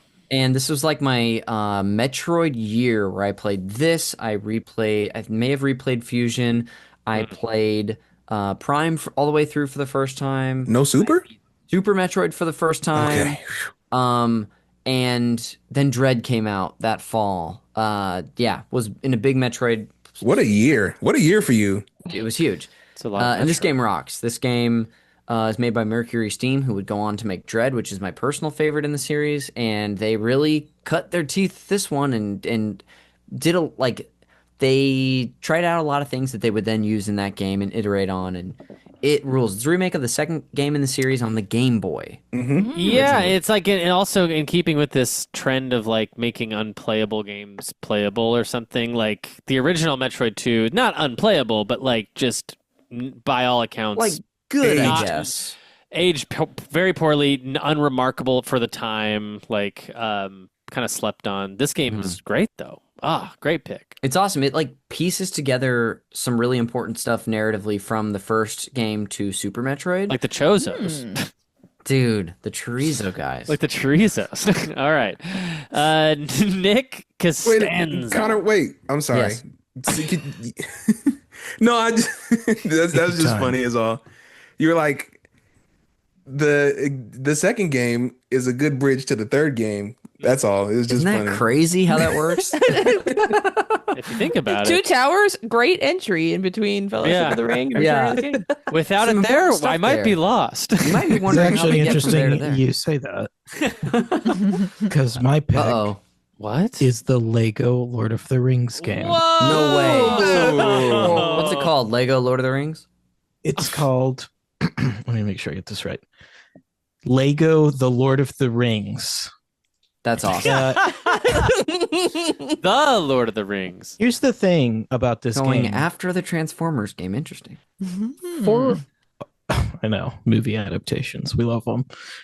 It's because I can't get Netflix as one of my choices Who's because they saying took you it can't? off. Who said that? You make an Okay. exception, maybe. Okay, Ask the let me write that down. Ribleys. Yeah, no, this game is a little bit elusive because I feel like around this time the rights to Lord of the Rings were getting wonky. But what made this Lego game good to me was that unlike like old Lego games, if you played them, they always had like voice acting. This game just ripped the dialogue from the movies. They had a couple little extra like noises, like Link style, like when you're jumping around and stuff.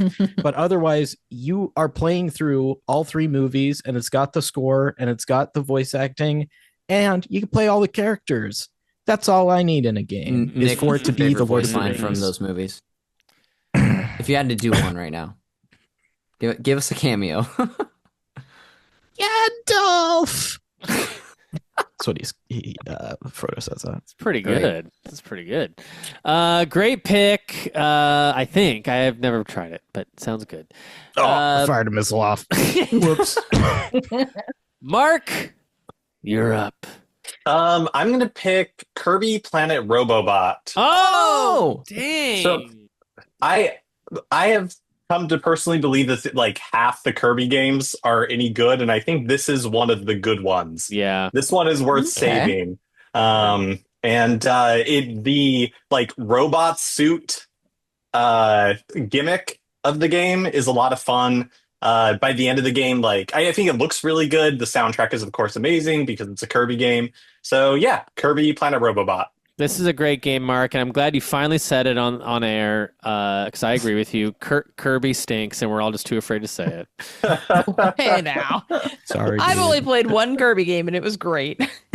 I mean, same. Yeah. So 100% success rate. It's tough. I love the little guy, but he stinks. Yeah, he stinks. Yeah, I agree. Like half the time, the game is no good. No good. Yeah, but Planet Robo is pretty interesting. I like the. Yeah, it's cool. He gets in like Megazords. Yeah, that's fun. Yeah. Okay. Double picks for me. I'm gonna pick a game that like I literally like.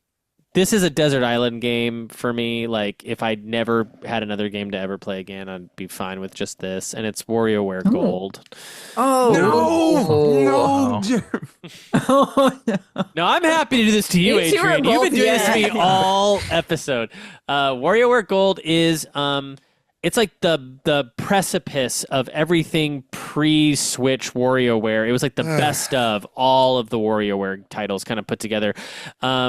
It had it was like they're all kind of just like rolled up. There's just so much content in this. It's like really, it's like a really special game. It's so good. Love it so much. And boy, oh boy, I hope this Ribley does not hit on my precious WarioWare.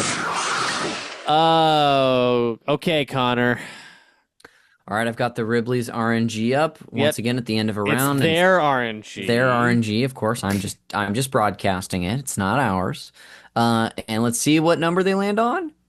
Oh, Jeremy. No. You better pick No again. way. Bro. No. That Wow. WarioWare Gold is gone.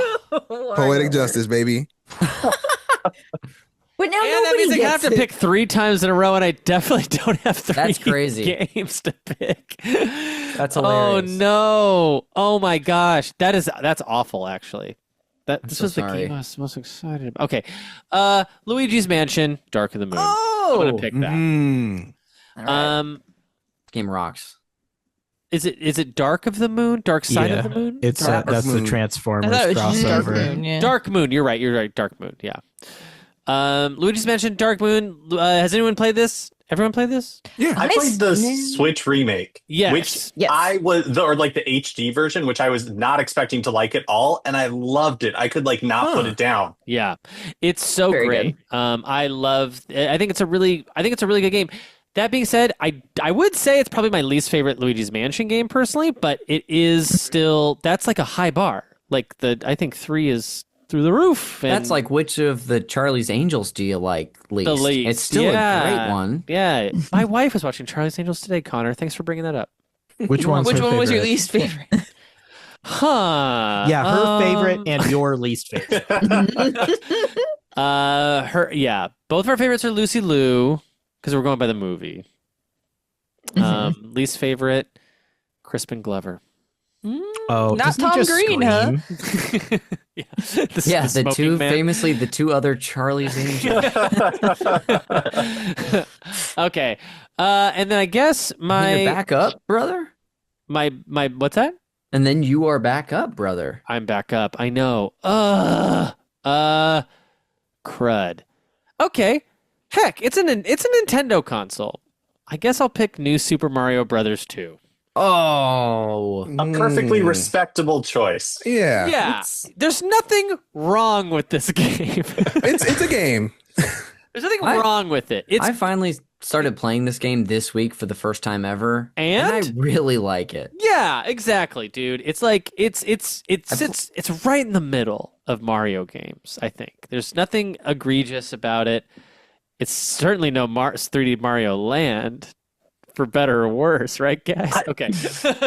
I always think this one's so weird because it's like, what? How did they end on the gimmick of coins? It just feels kind of desperate. Where it's like, we got a lot of them. There's lots of coins in this one. Yeah, I don't know, and to be honest with you, it's been so long since I played it. I don't really remember like what that did for you. Like, did nothing. A number goes up. That's literally it. Yeah. And when you got 1 million, it still didn't do anything. It just said, "Hey, you got 1 million," and then it filled your title screen with coins, and that's it. Wow. I didn't even get a certificate. Kind of cool. I'm still looking. stuck on the concept that I've been stuck on since I first played Mario 64, which is like coins bring Mario back to life in that game. And I'm like, what's his relationship with coins, man? Who is he, Sonic? Is he eating the coins? Okay. Well, that's awesome. That is my 4th round pick. We're going into our 4th round. Mark Mitchell. Got a very good list cooking here. The 23rd overall pick coming up. I don't know if this one counts, and so I'm willing to be vetoed. Okay. But I would like to put forth Shovel Knight as as a Nintendo, because it's I know it released on PC and Wii U and Nintendo 3DS, but Nintendo 3DS was where I first encountered it. And to be honest, I did not because I did not beat this game on the 3DS. Like, I got to a point and I'm like, this game is just too hard. And then not that long ago, Connor, for your show, I replayed it on Switch as part of like Treasure Trove, like the collection, and loved it. Like, I have no idea what problems I had with it on the 3DS, but yeah, such a good game.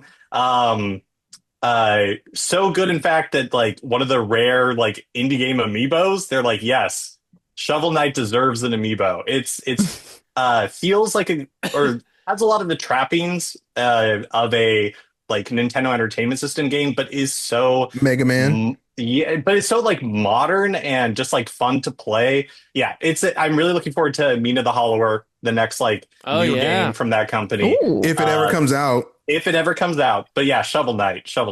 Great pick. Game rocks. Yeah, that's steal thy shovel, Mark. Yeah. Mark, fun fact real quick. Just wanted you to know because you're not a freak. Shovel Knight on 3DS, actually one of the more fun versions because it is in 3D. I didn't know. I guess I knew, but I just didn't. I just didn't try. Yeah, they specifically did that. It is they put in the extra work, and the game is fully like it's layered and everything. It has effects and all that. It is. That's awesome. I bet that I still have it on my 3DS. I bet that looks amazing. It is. It's awesome. Dang. That's a great pick. Nick Costanza, you're up. 4th pick. Well, I've got to be able to think of 4 games, right? I got one, and you know what? Maybe I'm pushing something here. Is that a clue? A boundary, maybe? Maybe I'm pushing. Are you pushing something? Are you being very brave? Are you pushing a bit of Mo? Maybe I'm pushing the missile button. Right? No, Nick. No. I think you're about to. I didn't touch it all the way. No. I think I know what you're about to pick. What it was? Pokemon Ultra Moon. What the hell? It's a completely different game, sort of. Pokemon Ultra Moon. Awesome. You don't even want a different generation Pokemon. You want the same. Ridley, targets acquired. I want as like far away in the same generation as I can be. It's the other version of the other version. Gotcha. So you can trade. I really wanted to pick Pokemon X, but the only thing that's stopping me there is that I have played that, and I heard that the Ultra versions are very different. Can anybody? They are. I believe true? there's a lot. Sure. It's like effectively, if you had like DLC, kind of like in a like they're. I don't think they're entirely new stories, but they're different enough that it was not like buying. It was more like buying Crystal than buying like silver instead of gold. Okay. That's a great way to put it. Yeah. Thank you. All right. Yeah. So that's my pick. 100%. I'm hitting this button to celebrate. Oh. Okay. Great. Connor McCabe, 4th pick. Dang, it's too bad you took 2 great games with your last picks, Jeremy. 3, technically. Technically 3. Technically all of your games I really like. Aw. Well, I'm looking at my list now, just like, what the heck am I gonna do over here? Are there even any good games on this system? I'm kidding. This system is so rich with awesome titles. Go right back to an old trick of mine, the Connor McCabe pick. And I'm gonna go with a game that I never owned that I think I would have loved, and I don't know why I didn't buy it before it left the eShop. Or the eShop closed. That is Pocket Card Jockey. Oh yeah. For those who don't know, this is a game where you play solitaire at the same time as you race a horse. Oh. Okay, yeah, I've never heard of this. You kind of have to like manage playing a game of solitaire and like, I don't know, like helping a horse go. What? So your progress in solitaire is what makes the horse go. That's right. Yeah. Okay. Yes. Okay.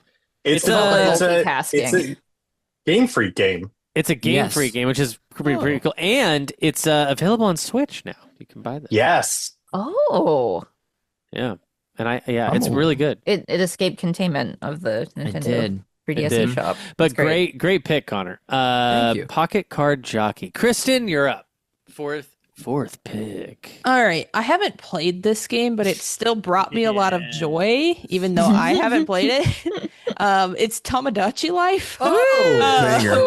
Which every time I'm scrolling Reels or TikTok or anything and I come across a Tomodachi Life video, I'm sitting and watching it because it's almost always the most insane thing that somebody's made, and it's so funny like every time. So it's just, yeah, I wish I had played it in its heyday, but also probably good that I didn't, because who knows what I would have been doing. Yeah. But yeah, people are so funny, and I'm excited to see what they make with the new Tomodachi Life. I love when people take things that are like that and then just push it beyond what it was intended for. And hell yeah. Oh, so they're making a sequel then to it? Yeah, there's a Switch one coming out. Yeah. Ooh. Yeah. And I guess if you don't know what it is, it's just like it's got Mii's, and it's like got all these little social mini games, and that's what it boils down to. And you can like sing songs and make them sing songs. Is it like Animal Crossing? Is it kind of like that or no? I think there is like a little simulator. More like characters Sims. live in an apartment, Sims. right? Oh, okay. Mm-hmm. Gotcha. Roxy Polk, you're up. 4th pick. I'm up. Okay. Surprising no one, I'm picking another JRPG. Yeah. In the same series that I've already visited this stream. Oh no. It is Fire Emblem Fates. Oh man. Whoa. The big version? The game that's 2.5 games in one. If you buy this version of it, which I way, literally Roxy. drove through a storm to a Best Buy to acquire. Dude, so brave. Now that game is definitely 10 grand for sure. Probably. For some reason, like there's a special DLC that was only available on this cart that you would have to buy in the eShop, and I don't know why they chose to do that. It's weird. Because the other 2 games, because there's like essentially 2 games. There's the Birthright side and then the Conquest side. Yeah. Is it all in the same cart, Roxy? That whole thing is on one cart? Really? That's why this was such like a crazy edition, why you needed to get this edition, because both games are on this cart, plus the DLC that like bridges both of them as well. Yeah. I got one of them. I treated it like Pokemon. I got like Birthright. Hey, that's fine too. You just get one side of it. But yeah, you play as a character who was like a sibling to 2 different opposing families, and they all fight over you. Is this like Corrin? a dragon. Corrin comes from this, right? Yes, Corrin is from this. So Super Smash Brothers, which is now lost to time, did have Corrin in it, and there were amiibos as well. But yeah, not as good as Awakening, but still an absolute blast. And Solid. like so much to get through. I don't even think I ever got through all of it, just because there is so much more than you would ever, almost ever want. But I think.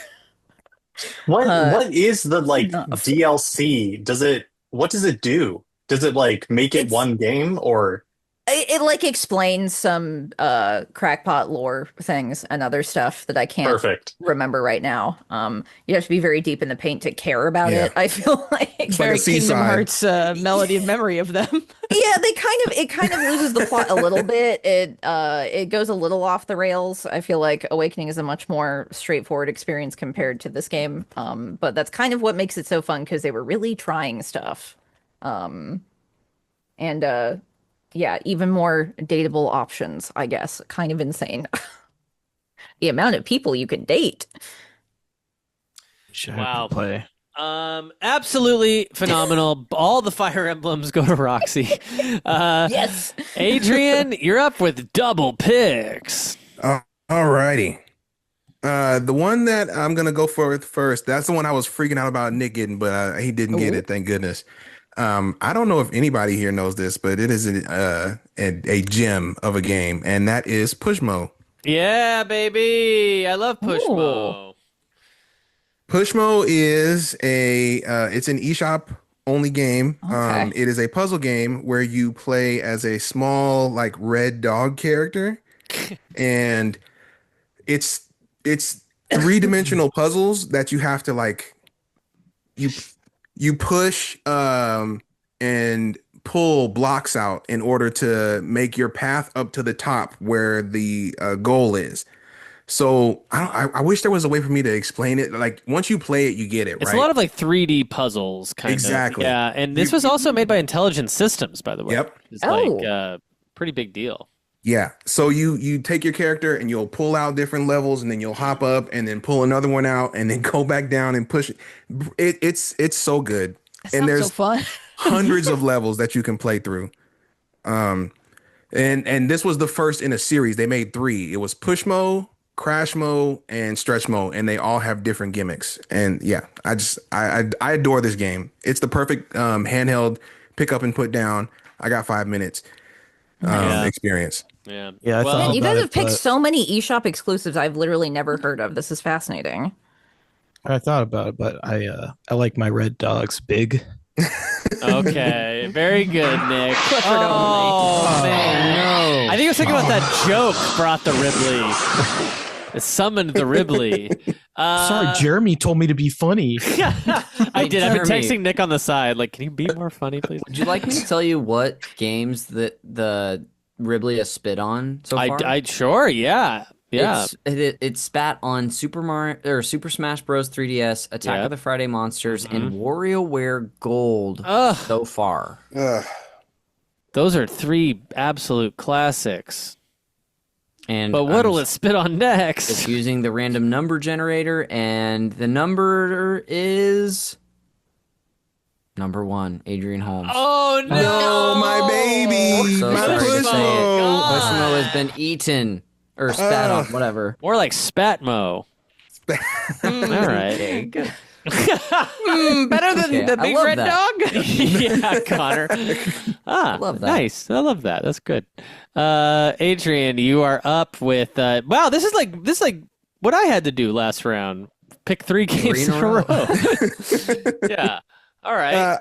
I definitely got a sub for it. And it's another a Game Freak joint. It's Harmonite. Oh yeah, this was on my list. What a great game. The Yeah. hell? So Harmonite is a Game Freak, like, let us work on a game that we want to work on that's not Pokemon and have fun.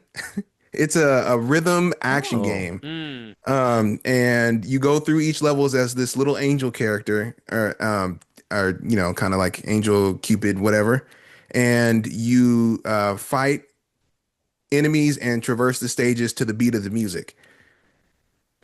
Wow. That sounds like my jam. Yeah, I was getting ready to say, like Kristen, an it's extremely actually right Kristen- up your alley, dude. Yeah. And it's like you would think, oh, okay, no problem. It's pretty simple. It can get pretty tough.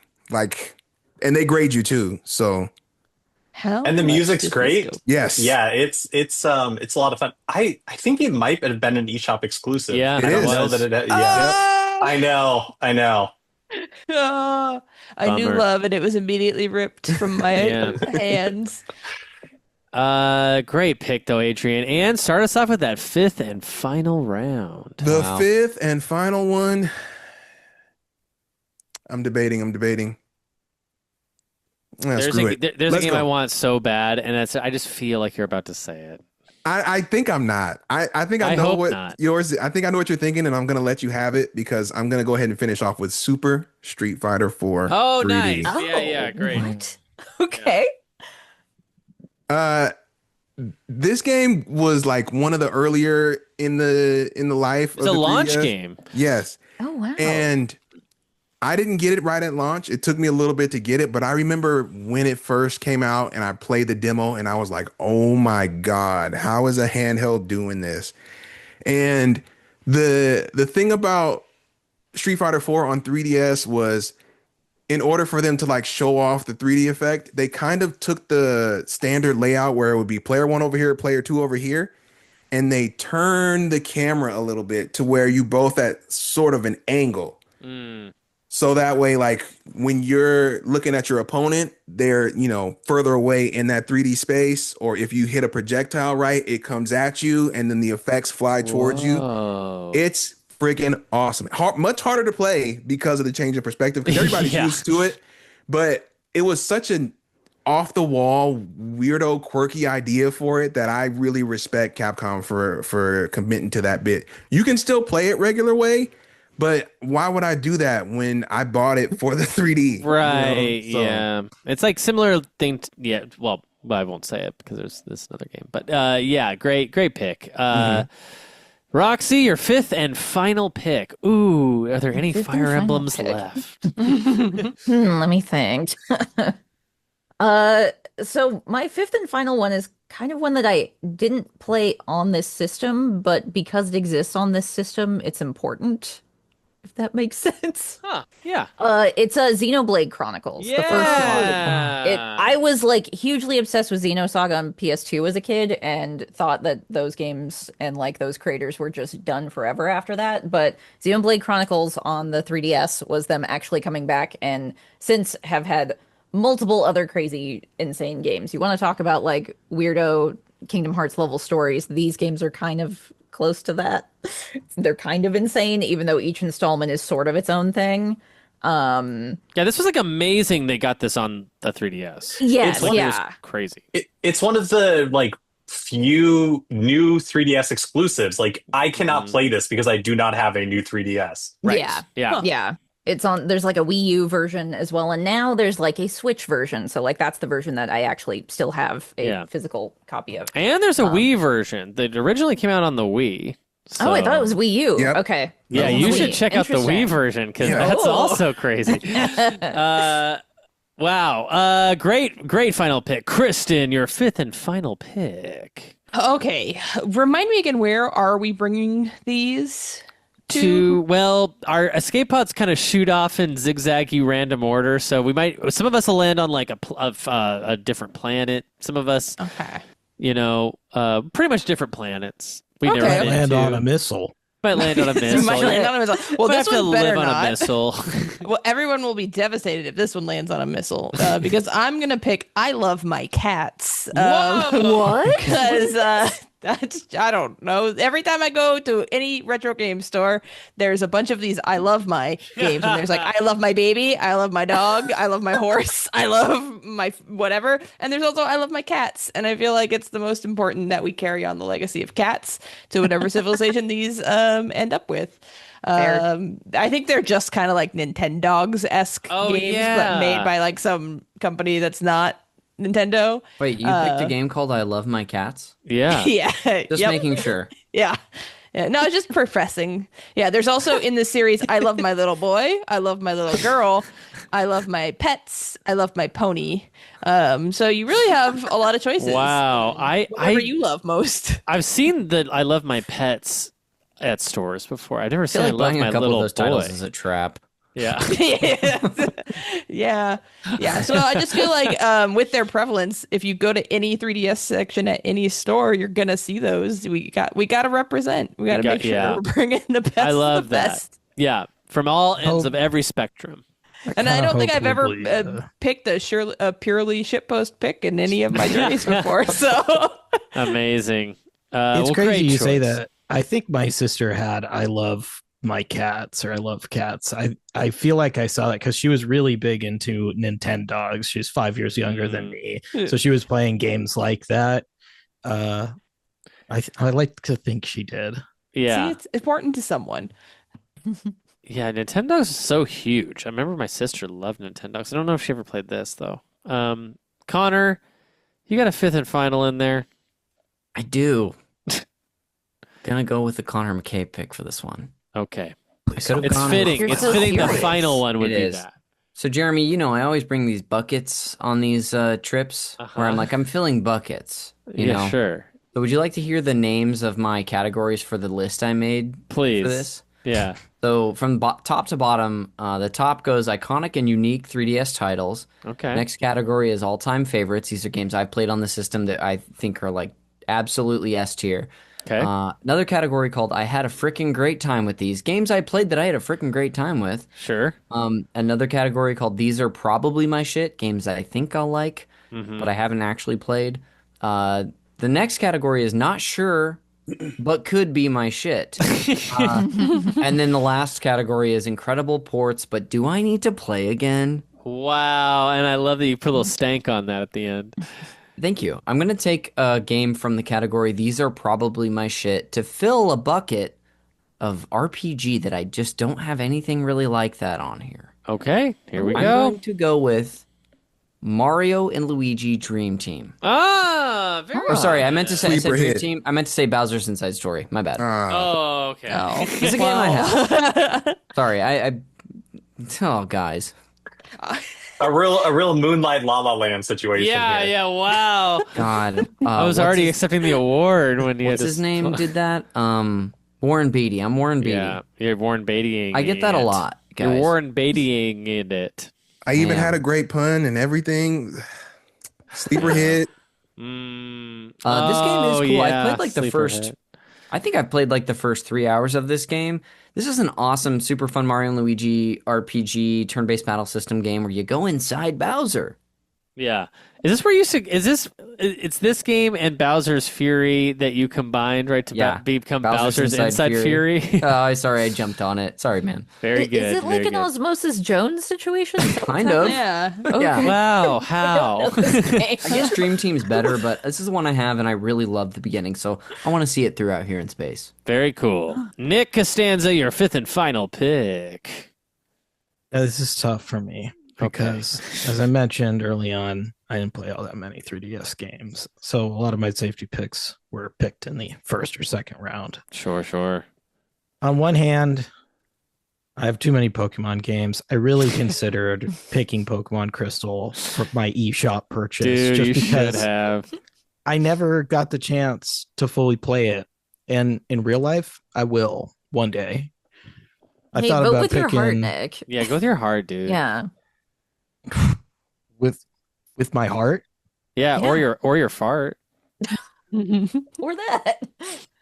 I'm gonna go because I picked Transformers: Rise of the Dark Spark earlier, and I'm worried I'm gonna be confused if I don't play an earlier version. I'm going Transformers: Dark of the Moon Stealth Force Edition. Yes. We're really pushing the character limits on this journey. Dark Truly. of the Moon. Wait, what is it called? Stealth Force Edition? That's Yes. right.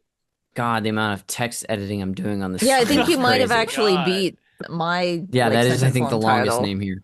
Yeah. Huge title. We And got Nick, longest title. Congratulations. Nick, what's unique about this? Well, this game actually features a campaign that alternates between Autobots and Decepticons. So you can play as the Decepticons, huh? Yeah, you can play Decepticons like Megatron, Soundwave, Lockdown, Starscream, and Laserbeak. Yeah, great. Yeah. Hey Nick, can you give me an Optimus Prime impression really quick? A cameo, if you will. Sam Witwicky.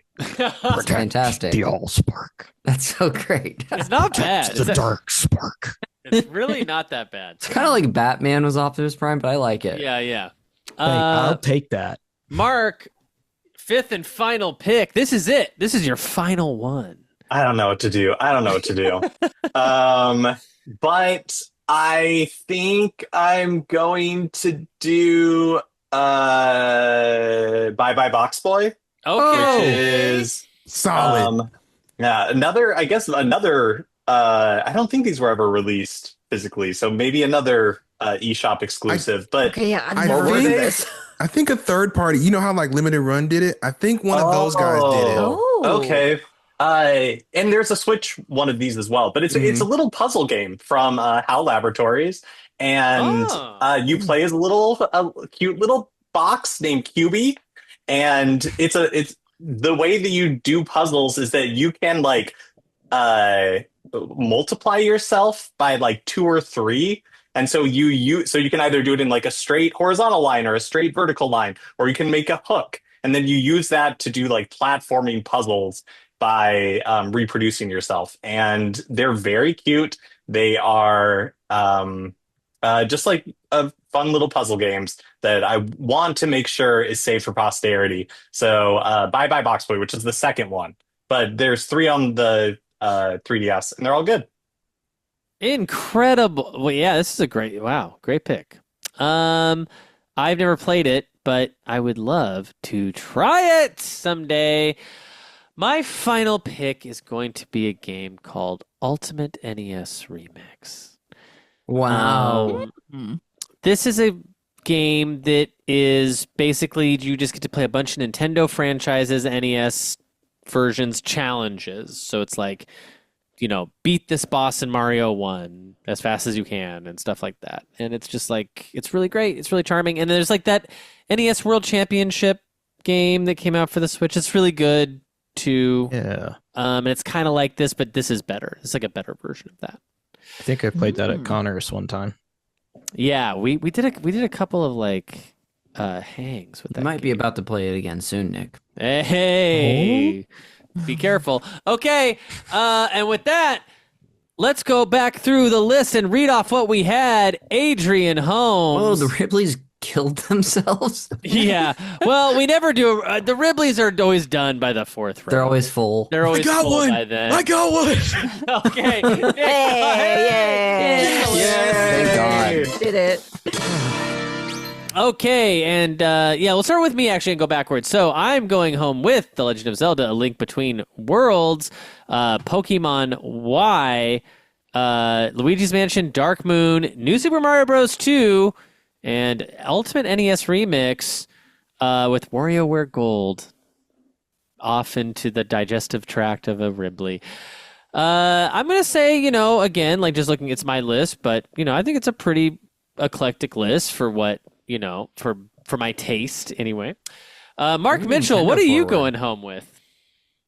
I'm going home with The Legend of Zelda Triforce Heroes, Woo! 3D Classics, Kid Icarus. Yeah. Did you intend for me to read my own? Is that right? Yeah. Okay. All right, great.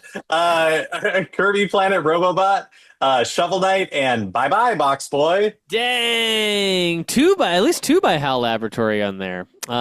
Mark, I gotta say, with the inclusion of Bye Bye Box Boy, and you got Kirby Planet Robobot, and you got Triforce Heroes, that's pretty freaking eclectic. That's like, yes. That's one of the most eclectic lists I've ever seen. Nick Costanza, what are you going home with? I need more missiles. Yeah, baby. Yeah. But what games? I have just a stellar lineup here, folks. I'll be the judge of that. Transformers, Rise of the Dark Spark, Pokemon Sun, Lego, The Lord of the Rings, Pokemon Ultra Moon, and Transformers, Dark of the Moon, Stealth Force Edition. Two games that have the same title, basically. Two sets of games. I don't know. I guess just because you got a Lego in there, I'll say it's eclectic, but it's on the line, baby. It's on the line of eclectic. Connor McCabe, what are you taking home? I've got Rusty's Real Deal Baseball. Thank God. Kid Icarus Uprising, Metroid Samus Returns, Pocket Card Jockey, and Mario and Luigi Bowser's Inside Fury. And I think you did a lot of justice to your buckets, baby. Dude, I would call that eclectic. They're filled. Thank you, buddy. Mm-hmm. Yeah. Kristin, what are you going home with? I'm going home with such a powerful list that started out strong and ended just as strong.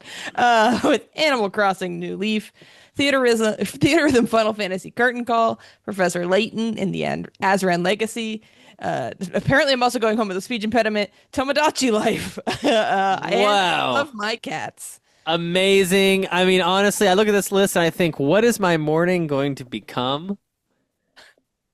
Anyone? I think you know. My morning becomes eclectic with that list.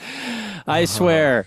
I love my cats and theater rhythm. Dang, that's a lot of good stuff. Roxy Polk, what are you taking home? Only JRPGs this time. Very abnormal for me, right? Okay, I got Fire Emblem Awakening. I got The Legend of Zelda Ocarina of Time 3D. Shin Megami Tensei Devil Summoner Soul Hackers. A second Fire Emblem Fates. Yeah. And then Xenoblade Chronicles. Such a Roxy list. That's a huge Roxy. I was not expecting the Xenoblade Chronicles, and just for that, you're getting a capital E badge for eclectic. Thank you. Oh. Adrian Holmes, what are you going home with? Oh, and you had I suffered an incident. You suffered an incident. I suffered a great loss. I'm going home with Super Mario 3D Land, Dragon Quest 8, Star Fox 64 3D, Harmonite, and Super Street Fighter 4 3D. Wow, amazing. Star Fox 64 3D, I'm still very jealous of that one. I might play that tonight in bed. You should. That's a great game. And honestly, an eclectic list. In my bed, in my pod, as we jettison off into space, folks, that's our show. Unless anyone has any honorable mentions, I don't know if we left a lot on the table. I can't believe nobody picked Monster Hunter 4. I never played that. Oh. I played the demo. Actually, I think I still have that downloaded on my 3DS. I was gonna take Street Pass Me Plaza puzzle swap. I decided I love my cats more. Yeah, that's true. That's probably. I'd be remiss if I didn't shout out Codename Steam, a game I've never played, but is such a weird strategy RPG from Intelligent Systems that mashes up the Wizard of Oz with Abraham Lincoln and John Henry. It's aliens. So weird. Yeah. I played 2 hours of it and I was like, I don't know about this. Yeah, that's crazy sounding. But I've always seen it, but I like the box, but I've never played it. Super expensive. What about Miss 3D? Nobody? Okay. Piggybacking off the Steam, shout out to Steam World Dig. I first played that on 3DS. So, what about Cave Story 3D? Anyone ever try that? Never played the 3D one, just the original. Anything else? Resident Evil Mercenaries 3D. Oh, you only want to play Mercenaries? Resident Evil, you can on the 3DS. Metal Gear Solid Snake Eater 3D. Ooh, that's a good pick. Mm-hmm. I love Kart My 7. Little Boy. Kind of interesting. That got left on the table. Shocking. No one. Also, I was kind of surprised. I'm with Kristin and Adrian here that Rhythm Paradise Mega Mix didn't get. That was the one I kept in the tuck just in case. Because there's a bunch of rhythm games. I was like, okay, I'm gonna save that one for very last. That's the ace in the hole. Well, I guess with that, I might as well flip this alarm back on and get us ready to jet out into space. As is tradition on these episodes, we will plug over the entire alarm. Kristin Thorson, where can people find you, and how do you want people to find you? Well, but to answer both of those questions, depends on where can they and how do you want them to? I want them to at their leisure, and where they can is on either Blue Sky or Twitch as Kristin. Perfect. Nick, where do you want people to find you, and how do you want them to find you? Hang on, let me hit this whistle button one more time. Nick, no! There's nothing in there. You can find me at Kick No Stanza on TikTok and YouTube. Just putting out videos. Just keep an eye out. Yeah. Just okay. Keep an eye out. All right. Cool. Adrian Holmes, where can people find you? You can find me any and everywhere at Homeboy, HOLMBOI. Amazing. Roxy Polk. I'm on Blue Sky and Twitch as Red Mage Roxy. Amazing. Come hang out. Mark Mitchell. You can find me on the Nintendo podcast I do with my friend Patrick Ellers, a frequent guest of this show. that we do 2 episodes a week, one about the news and then one about some other Nintendo topic. It's a lot of fun. Check us out. Amazing. Connor McCabe.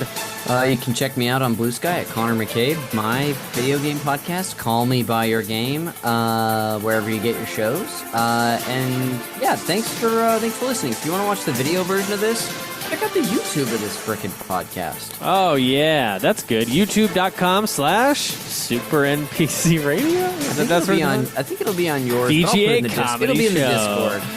Look, folks, you can freaking follow me on this stuff at Jeremy Schmidt. Oh, yeah. Hey, what about this Patreon, Patreon.com/SuperNPC Radio. That's where you can find a bunch of bonus content from the makers of this show and Call Me By Your Game. Look, we got this Silk Song Games Club we've been doing over there. We're playing all of Silk Song week to week, talking about our experiences, our heartbreaks, our achievements. It's been a grand old time, and we're getting towards the end of it, which is crazy. But that also means here in the next month or so, we're going to start our voting process for the next Games Club for Q1 of 2026. I can't even imagine that year.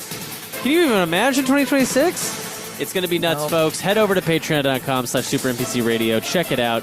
And we'll be back next week with something else. Bye-bye.